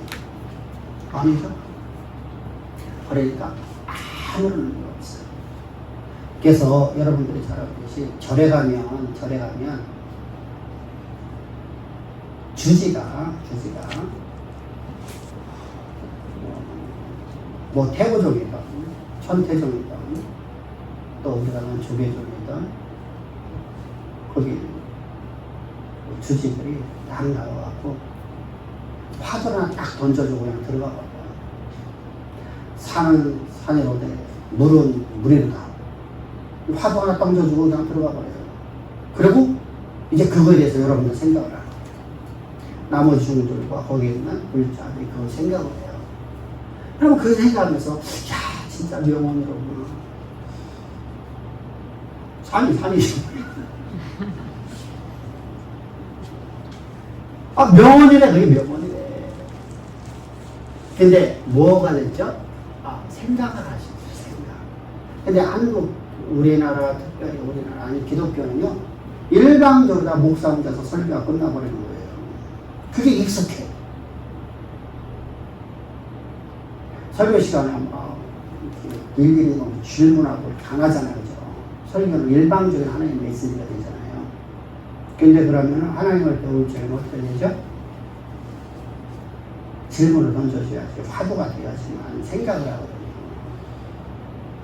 인간의 죄를 짊어져 하는 어린 양으로 오셨기 때문이에요.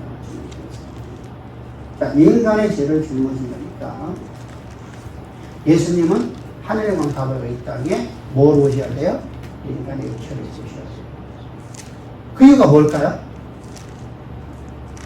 그 이유를 알아야 된다. 성경은 분명히 모든 죄를 사람의 모든 죄를 짊어져 하는 어린 양으로다 라고 말하고 있습니다. 어린 양으로 오셨어요. 그러니까 하나님께서 그냥 어린 양으로 안 오시고 그냥 우리에게 우리의 모든 죄가 사함받다고 됐잖아, 그죠? 근데 그렇지 않으셔요. 왜 그렇게 하셨죠? 하나님의 육체의 생명의 피가 그렇죠. 육체의 생명이 피이기 때문에. 이게 하나님 법이에요. 육체의 생명이 뭐이기 때문에 하나님의 법에 따라서 피이기 때문에. 그래서 예수님은 반드시 인간의 모습으로 오셔요.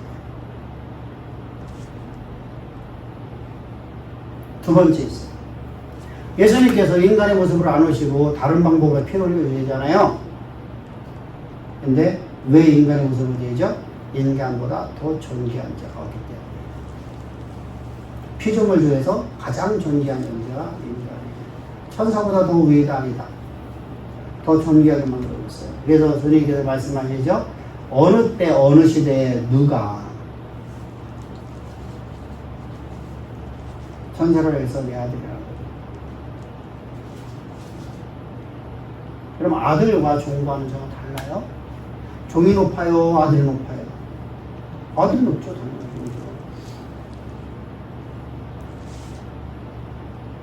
옛날에 우리가 종물 집에서 일하시는 분들은 살았잖아요. 옛날에는, 그죠? 좀 있는 집들은요. 그러면은 아들이 아무리 오래되고 아들이 도련님들이 나시죠.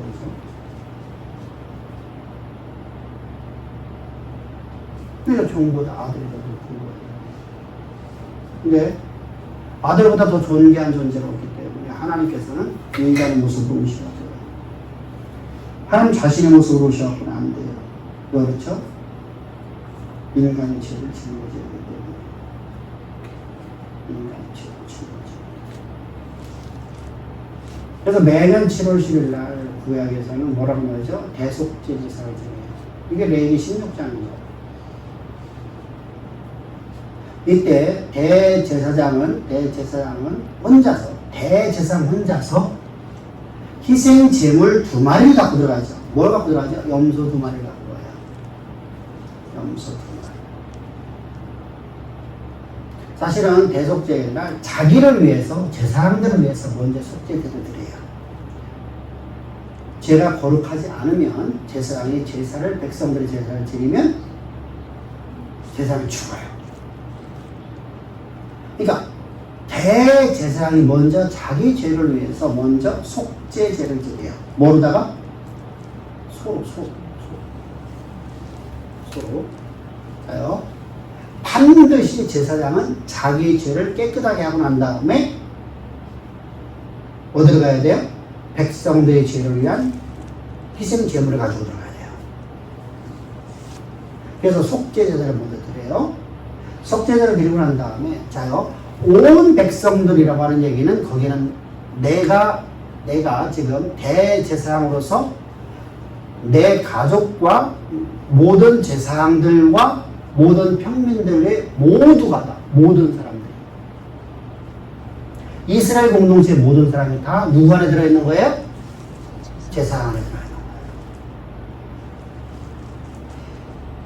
그래서 희생 제물을 2마리를 갖고 들어갔죠. 염소 2마리. 그래서 가서 2마리 중에서 1마리를 제비를 뽑아야 하고, 제비 뽑는 방법은 여러분이 잘 알고듯이 여기 우빔과 돔빔을 집어넣고, 그게 하얀 돌인지 검정 돌인지 그건 몰라요. 그냥 우리가 추정하는 것 뿐입니다. 그래서 성경에 함부로 안 합니다. 분명하게 우빔과 돔빔이라고 했어요. 근데 빛과 어둠이거든요. 사실은요 반어 뜻이에요. 그래서 이걸 갖다가 어떻게 방법이 없으니까 그냥 검정색하고 하얀색 돌을 갖다 집어넣었을 것이다 추정하는 겁니다. 그러면은 너는 검정색이야, 너는 하얀색이야. 그러면은 검정색 뽑았으면 너는 검정색이고 요걸 위해서, 그럼 나머지는 하얀색이잖아요, 그죠? 이렇게 제비를 뽑아서 먼저 검정색을 갖다가 먼저 내가 희생 제물에다가 잡을 것 같으면 검정색으로다가 이제 그 목을 치고, 누가? 제사장, 대제사장이 그 머리에 안수를 적에 안수를 하고 그 목을 쳐서 그 피를 가지고 어디로 들어가요? 지성소로 들어가는 지성소에 들어가서 언약궤 위와 언약궤 바닥에 땅바닥에다가 피를 7번 뿌립니다. 그리고 성도들의 기도가 들어가는 향단불에다가 피를 바릅니다. 그리고 나와서 그 재물을 어떻게 하죠? 불태워 화제를 번제를 드려야 돼요. 각을 떠서 그 번제물을 화제로다가 대속제물을 화제로 드려야 돼요. 번제물을 드려요. 화제로 드린다는 완전 불태워 다 드리는 겁니다.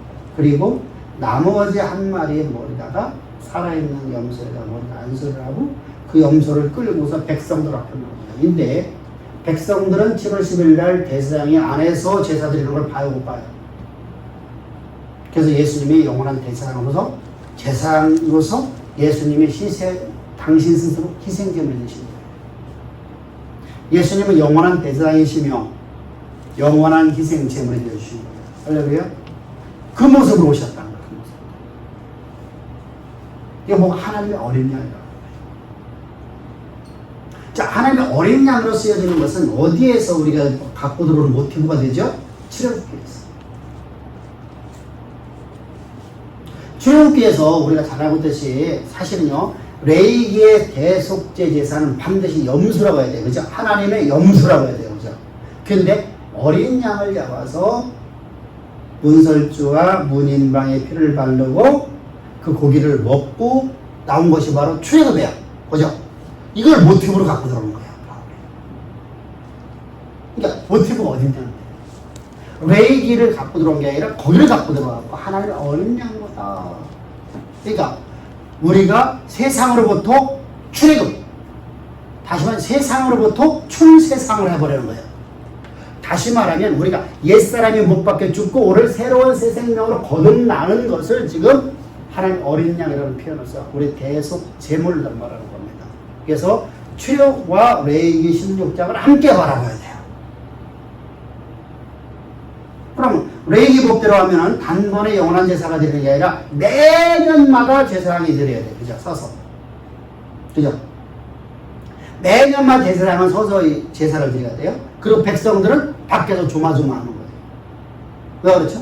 제사장이 제사를 잘못 드리면 제사장이 죽어요. 그러니까 제사장이 한 번에 끝내야 좋잖아요. 그죠? 그러니까 밖에서 그러다가 제사장이 이제 희생 제물을 가지고 나오면 환호가 나오겠죠. 이때 제사장은 백성들 앞에를 가지고서 그 염소를 가지고 나갑니다. 그럼 이 염소 안에는 뭐가 들어있어요? 온 백성들의 죄가 다 들어있죠. 그죠? 모든 백성이 그 안에 들어있는 겁니다. 내가 그 안에 들어있는 거예요. 내가. 제사장도, 대사장도, 온 백성들이 다 어디 안에 들어갔어요? 제사장, 염소 안에 들어갔어요. 아세살 염소 안에 들어있습니다. 이 아세살 염소를 가지고서 백성들 앞에서 가지고 나가서 이제 광야로 나가서 광야에서 버립니다.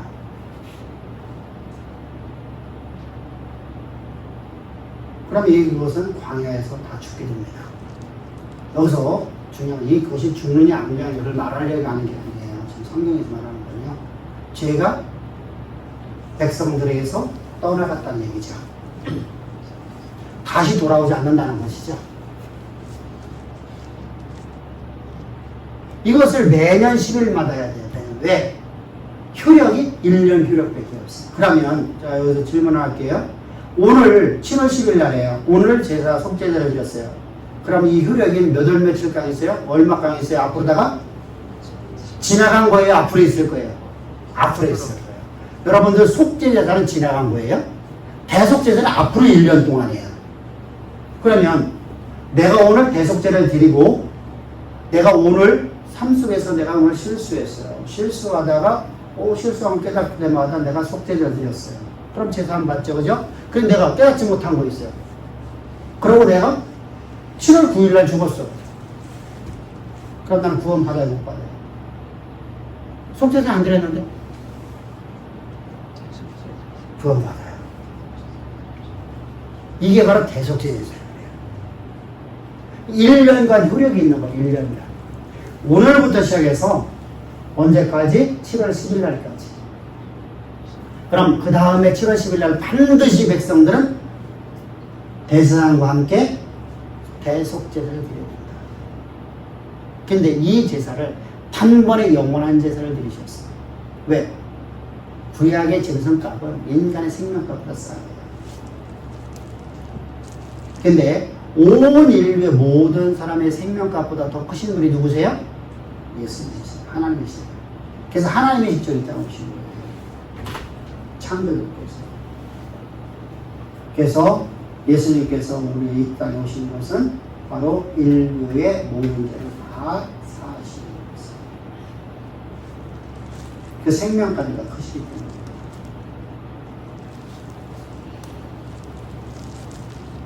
자, 이제 두 번째로 합니다. 왜 예수님께서 인간의 모습을 오셨습니까? 두 번째.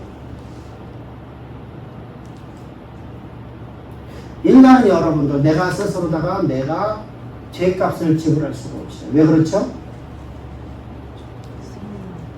우리 인간은 한 번 죽는 것이 정한 이치이기 때문에 하나님이 정하신 법이에요. 그래서 사람은 죽었다 살아날 게 없어요. 그래서 근데 반드시 인간은 죽어야 돼요. 근데 희생 제물은 죽음을 끝이에요, 아니에요? 모든 피조물은 다 죽음을 끝이에요. 자, 천사는 죽음을 끝이라는 거예요. 천사가 만약에 죽는다고 하면 천사는 영이기 때문에 죽지는 않아요. 그런데 천사는 부활할 수 있어요, 없어요? 죽었다 살아날 수 있어요, 없어요? 없어요. 죽지는 않아요. 천사는 죽지는 않아요. 영은 안 죽어요. 자, 사탄은 죽어요, 안 죽어요? 안 죽어요. 영벌 가운데 있는 거예요. 영벌 가운데. 스스로 하나님처럼 되려고 해서 영벌을 받은 자들이에요. 영벌은 영원한 사망 가운데 있는 거죠. 그러니까 오래 사는 걸 당한다면 지옥도 영원히 사는 거, 오래 사는 거예요. 우리만 영원히 사는 게 아니에요. 거기도 영원히 살아요. 그런데 거기 영벌이라고 해요. 그러면 죄인은 반드시 사망을 당해야 돼요.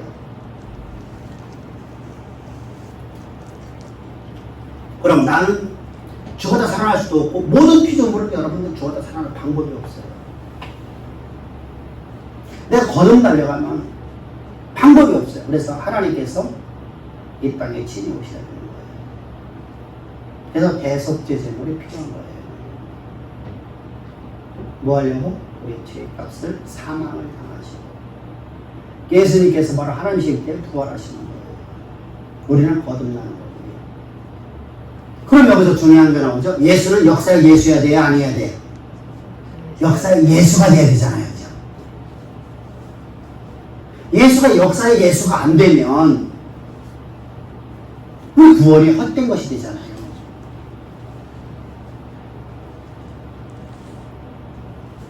예수가 참 하나님이시면 참 인간으로 역사적 예수요? 그분이 참 하나님이셔야 돼요. 그렇지 않으면 우리 구원은 다 가짜예요. 그건 망상이라고 해요. 망상. 그래서 요한일서 4장 2절을 보면 예수께서 육체로 오신 것을 부인하는 자마다 하나님께 속하지 않은 것이요. 예수께서 오신 것을 시인하는 자마다 그리스도께 속한 자니 이렇게 말씀하시죠. 한번 읽어봅시다. 이로써 너희가 하나님의 영을 알지니 곧 예수 그리스도께서 육체로 오신 것을 시인하는 영마다 하나님께 속한 것이요. 앞부분에 저게 이야기하거든요. 그러면서 예수께서 육체로 오신 것을 시인하는 자마다 하나님께 속한 사람, 속한 영. 성령의 사람들은 다 예수의 역사 예수를 믿는다는 겁니다. 가연설이 아니에요. 사실 요한일서는 영지주의에 대한 얘기죠. 근데 영지주의 얘기만 아니라 사실은 많은 시대 속에서요 예수님의 양성론, 단성론 이거 갖고 논쟁이 있을 적에 바로 필요한 말씀입니다. 이 말씀이 육신이 되어졌어요. 역사의 예수라는 겁니다. 그래서 이사야서 53장에서 어떤 모습으로 오셨죠? 가장 싫어버린다는 모습으로. 왜? 우리의 대속죄를 되시는 것이. 앞에서 우리가 말씀드렸죠. 예수님께 시의자의 모습으로 십자가 못 박을 수 있어요. 없죠. 예수님께서 당시 모든 사람이 숭앙하고 있는 철학자의 모습을 했다면 죽일 수 있어요? 없어요? 없어요.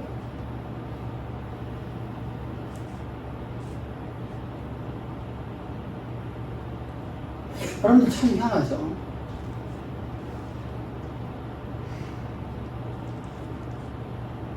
내가 만약에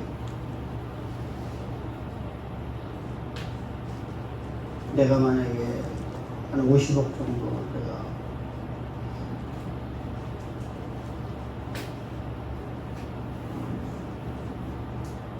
저기 청와대하고 관계되는 사람하고 스스로 알아갖고 내가 투기를 했어. 증권을 사고 팔고 했어요. 그럼 나는 몇 년 정도 살까? 손해원은 1년 반도 안 돼.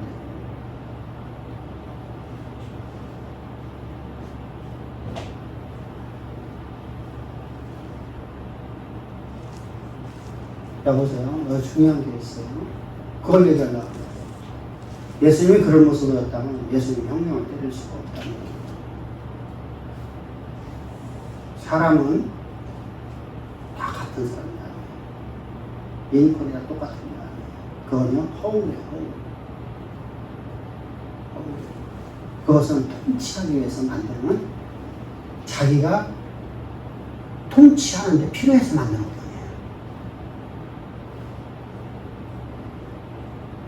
무슨 말이죠?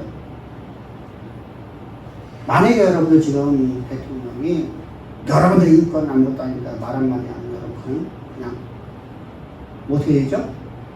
하여야 돼요. 그죠? 그러니까 자기가 통치합니다. 내가 그 자리를 지키기 위해서 뻥치는 거예요. 뻥치는 거예요. 근데 실제로다가 여러분들 재판하는데 내가 하강도사를 갖다가 대학 입학시키는데 내가 졸업장 갖다가 하고 하면 어떻게 쓸까?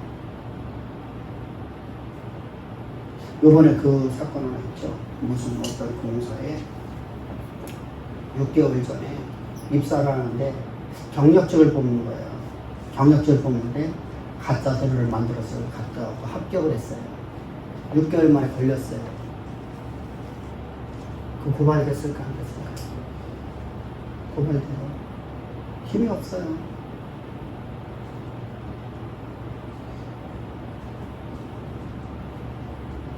하루 계란 20몇 개 먹고서도 그죠? 세계적으로 속표 나왔잖아요. 그죠? 우리나라에서 그 사건이 짱발짱. 근데 중국이 들어가도 안 오고. 여러분들, 중요한 걸 얘기하려고 하는데, 사람은요, 그 사람의 직위와 그 사람의 얼굴 생김새와 그가 갖고 있는 학문 갖고서 여러분들 판결이 나와요. 어느 시대가 마찬가지예요. 지금 시대뿐만 아니라.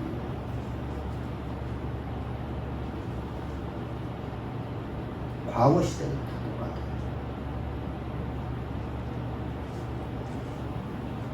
예수님께서 여러분들 시인자의 모습이나 아니면 모든 사람이 숭하고 있는 헬라 철학자의 모습을 이렇게 하면 여러분들 그분을 십자가 못 박아도 못해요. 형량이 있을 수도 없어요. 근데 가수라고 합니다. 하찮아 보입니다. 모든 사람이 실어버림 받는 모습을 보셨고요. 흠모의 모양이 한 개도 없는 모습을 보셨습니다. 그래서 여러분 그를 십자가 못 박으라고 말합니다. 이게 되게 중요한 거예요. 나는 조국 때리거나 현 정부 때리려는 게 아니에요. 여러분들 우리 이해를 하라는 거예요. 이해를. 우리가 오늘날 우리 삶 속에서 그것을 딱 보면 대조해 보면 대번 알 수 있잖아요. 예수님이 여러분들을 진짜로다가 시인적인 모습을 보는데 어떻게 누가 여러분들 시인적 모습을 모사하고 누구의 모습으로 가서 고대 강시 헤롯의 친척으로만 와서도 여러분 못 박으러 못해요. 본디오 빌라드의 총독이라는 이 로마 총독의 본디오 빌라드의 가족만 돼도 안 돼요. 못 죽여요. 그죠? 근데 아무 죄가 없는 걸 여러분 다 알고 있잖아요. 그것도 여러분 가장 극형인 저주의 나무에 달려 죽이잖아요. 십자가. 십자가는 여러분 진짜 간악한 죄. 여러분 십자가에서 못 박히면 사람이 안 죽어요. 죽질 않아요.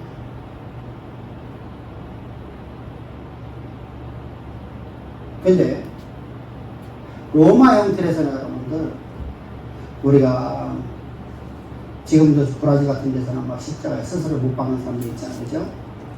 3일 있다가 멀쩡하게 내려오잖아요. 근데 성경적으로 하면 저주의 나무에 달린 자는 반드시 그날 해가 지기 전에 무덤을 하게 돼요. 죽으면 해가 지기 전에 새로운 날이 시작되기 전에 유대인의 시간 개념은 저녁이 아침이죠. 새로운 시작이죠. 새로운 날의 시작이 저녁이에요. 해가 넘어가면 새로운 날이 시작하는 거예요. 우리는요, 우리는 새로운 시작이잖아요. 0시가 넘어가. 사실 0시 넘었다고 새로운 날에 이렇게 말합니까?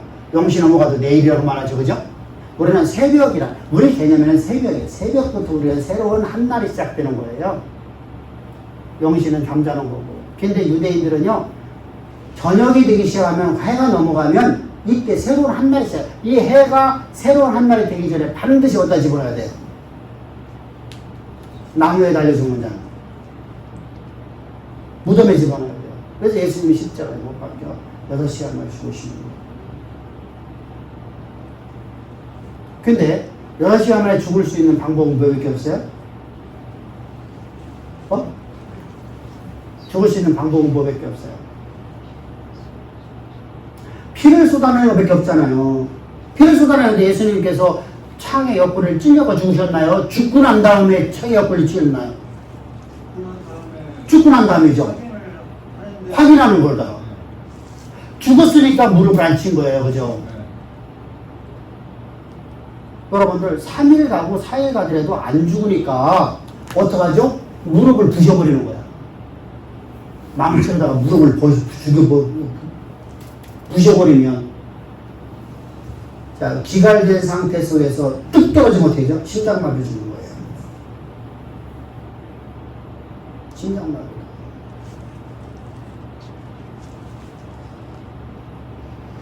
그게 십자가 형태예요. 그 십자가 형태에다 예수님을 갖다 집어넣는데, 그래서 어떻게 해야 빨리 죽는 거죠? 빨리 죽을 수 있는 방법은 딱 한 가지예요. 채찍질.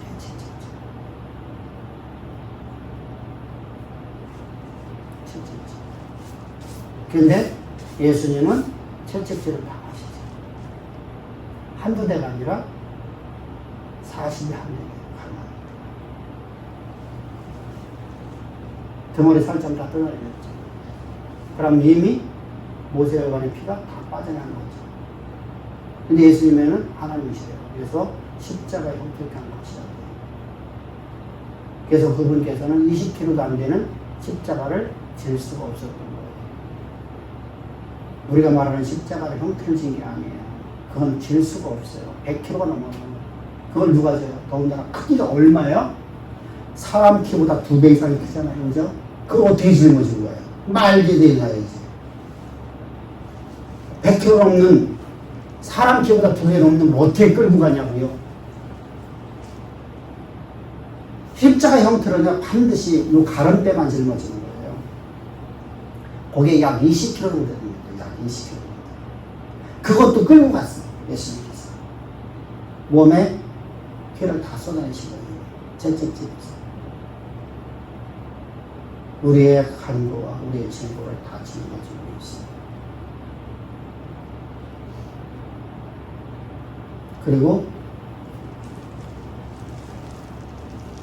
구레네 시몬이 대신 예수님께서 참 쓰러시니까 육신을 갖고 계신 겁니다.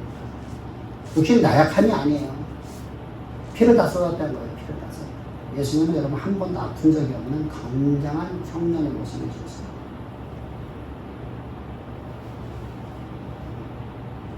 주님께서 그 길을 걸어가시죠. 무리를 바다로 건너고 말씀만 하시는 평소에 폭풍이 잠잠해지는데 주님은 그 길을 묵묵히 걸어가시죠. 도수에 흘려간 어린아이죠. 그리고 십자가에서 밖에 죽으시는 거예요. 예수님은 여러분들, 그분은 창조주이신데 가장 낮은 자의 모습을 오셨어요. 어떻게? 사람들의 실어버린 마음으로 우리를 구원하시고 역사의 예수님이십니다. 그리고 십자가에서 못 박혀 죽으신 것. 그리고 사흘 만에 주님은 부활하셨습니다. 부활하신 주님께서는 모든 사람들에게 다 보이셨죠. 500의 형제가 받고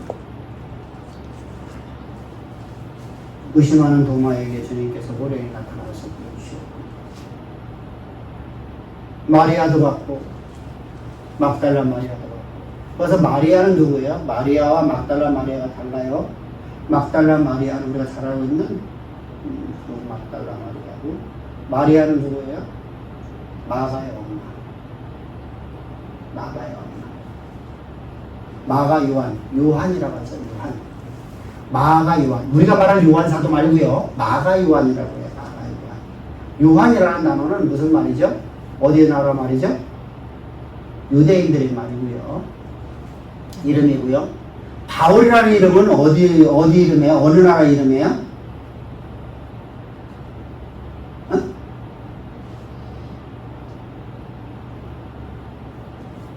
로마식 이름이고 사울의 이름은 히브리적 이름.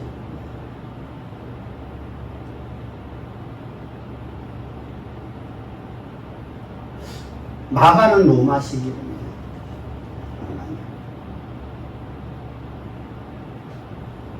우리가 다윗은 우리가 로마식 이름, 히브리적 이름이고 데이빗은 미국식 이름이죠, 그죠? 이렇게 이름이 바뀌어지는 거예요. 그래서 마가 요한의 어머니가 바로 마리아예요. 그들이 다 봤어요. 다 보고 다시 말하면 예수님이 역사의 예시였다. 그리고 이번에 죽으심과 부활은 실존이었다. 허상이었다. 가난성이 아니었다는 거죠. 그럼 예수님께서 우리의 배속제 제물과 앞에서 우리 배속제 그리고 나서 예수님은 어떤 모습으로 했다는 거예요? 어떤 모습으로 주님을 주셨어요? 속건 제물을 주셨어요. 여기서 속건 제물이라는 것은 되게 중요하거든요. 단번에 영원한 제물이 되려고 하면 속건 제물이 되어야 돼요. 그래서 이사야서 속건 제물이라고 말씀하셔요. 속건 제물이라는 것은 무슨 말이죠? 내 생명값보다 더 큰 값을 지불하는 거죠. 얼마만큼요? 20%.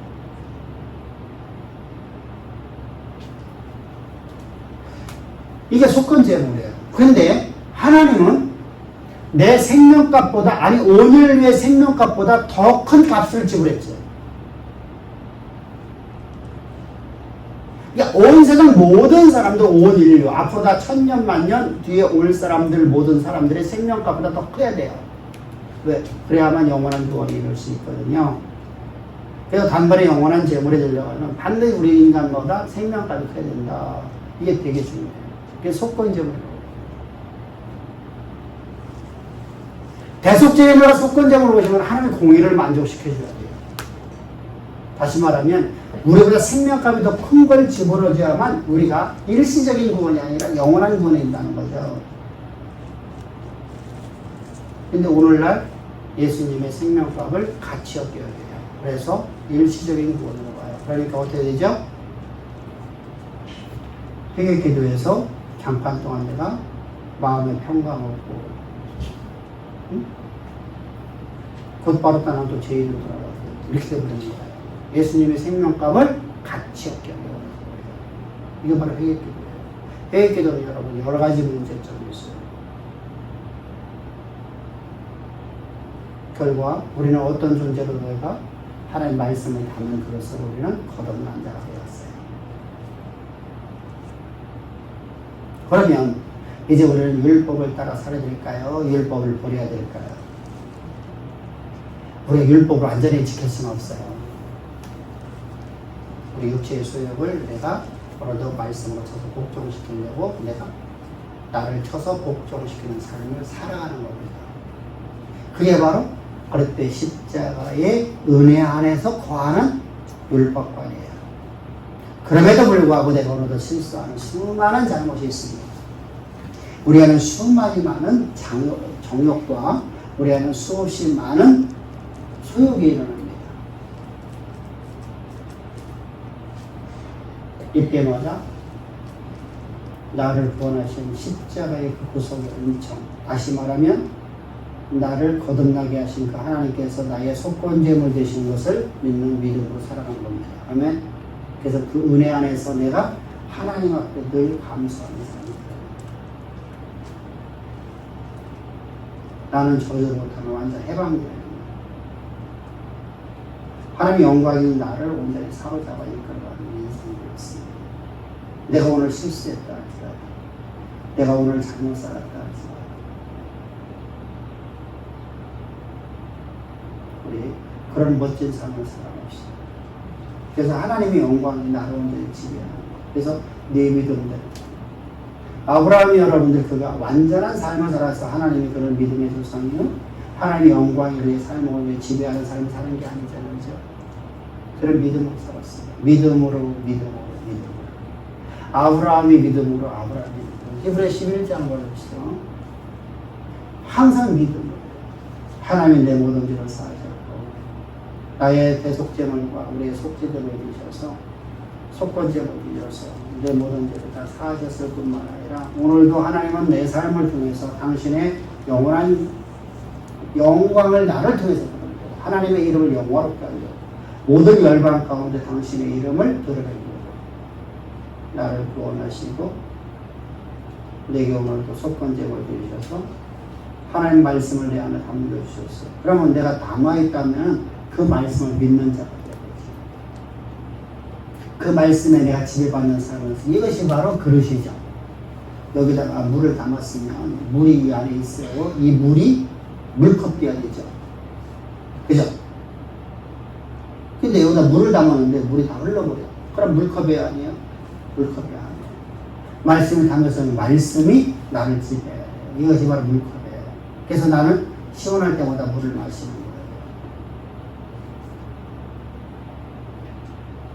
그러니까 우리는 항상 하나님의 말씀을 담은 그릇으로 거듭났다는 것을 항상 기억하고 그런 나를 삼기 위해서 그런 나로 살아가기 위해서 그런 나를 통해서 하나님의 영화로움을 역사 무대 가운데 드러내기 위해서 나의 속건제물 되어주신 하나님께 늘 감사합시다. 우리가 구원은 우리가 감사합니다.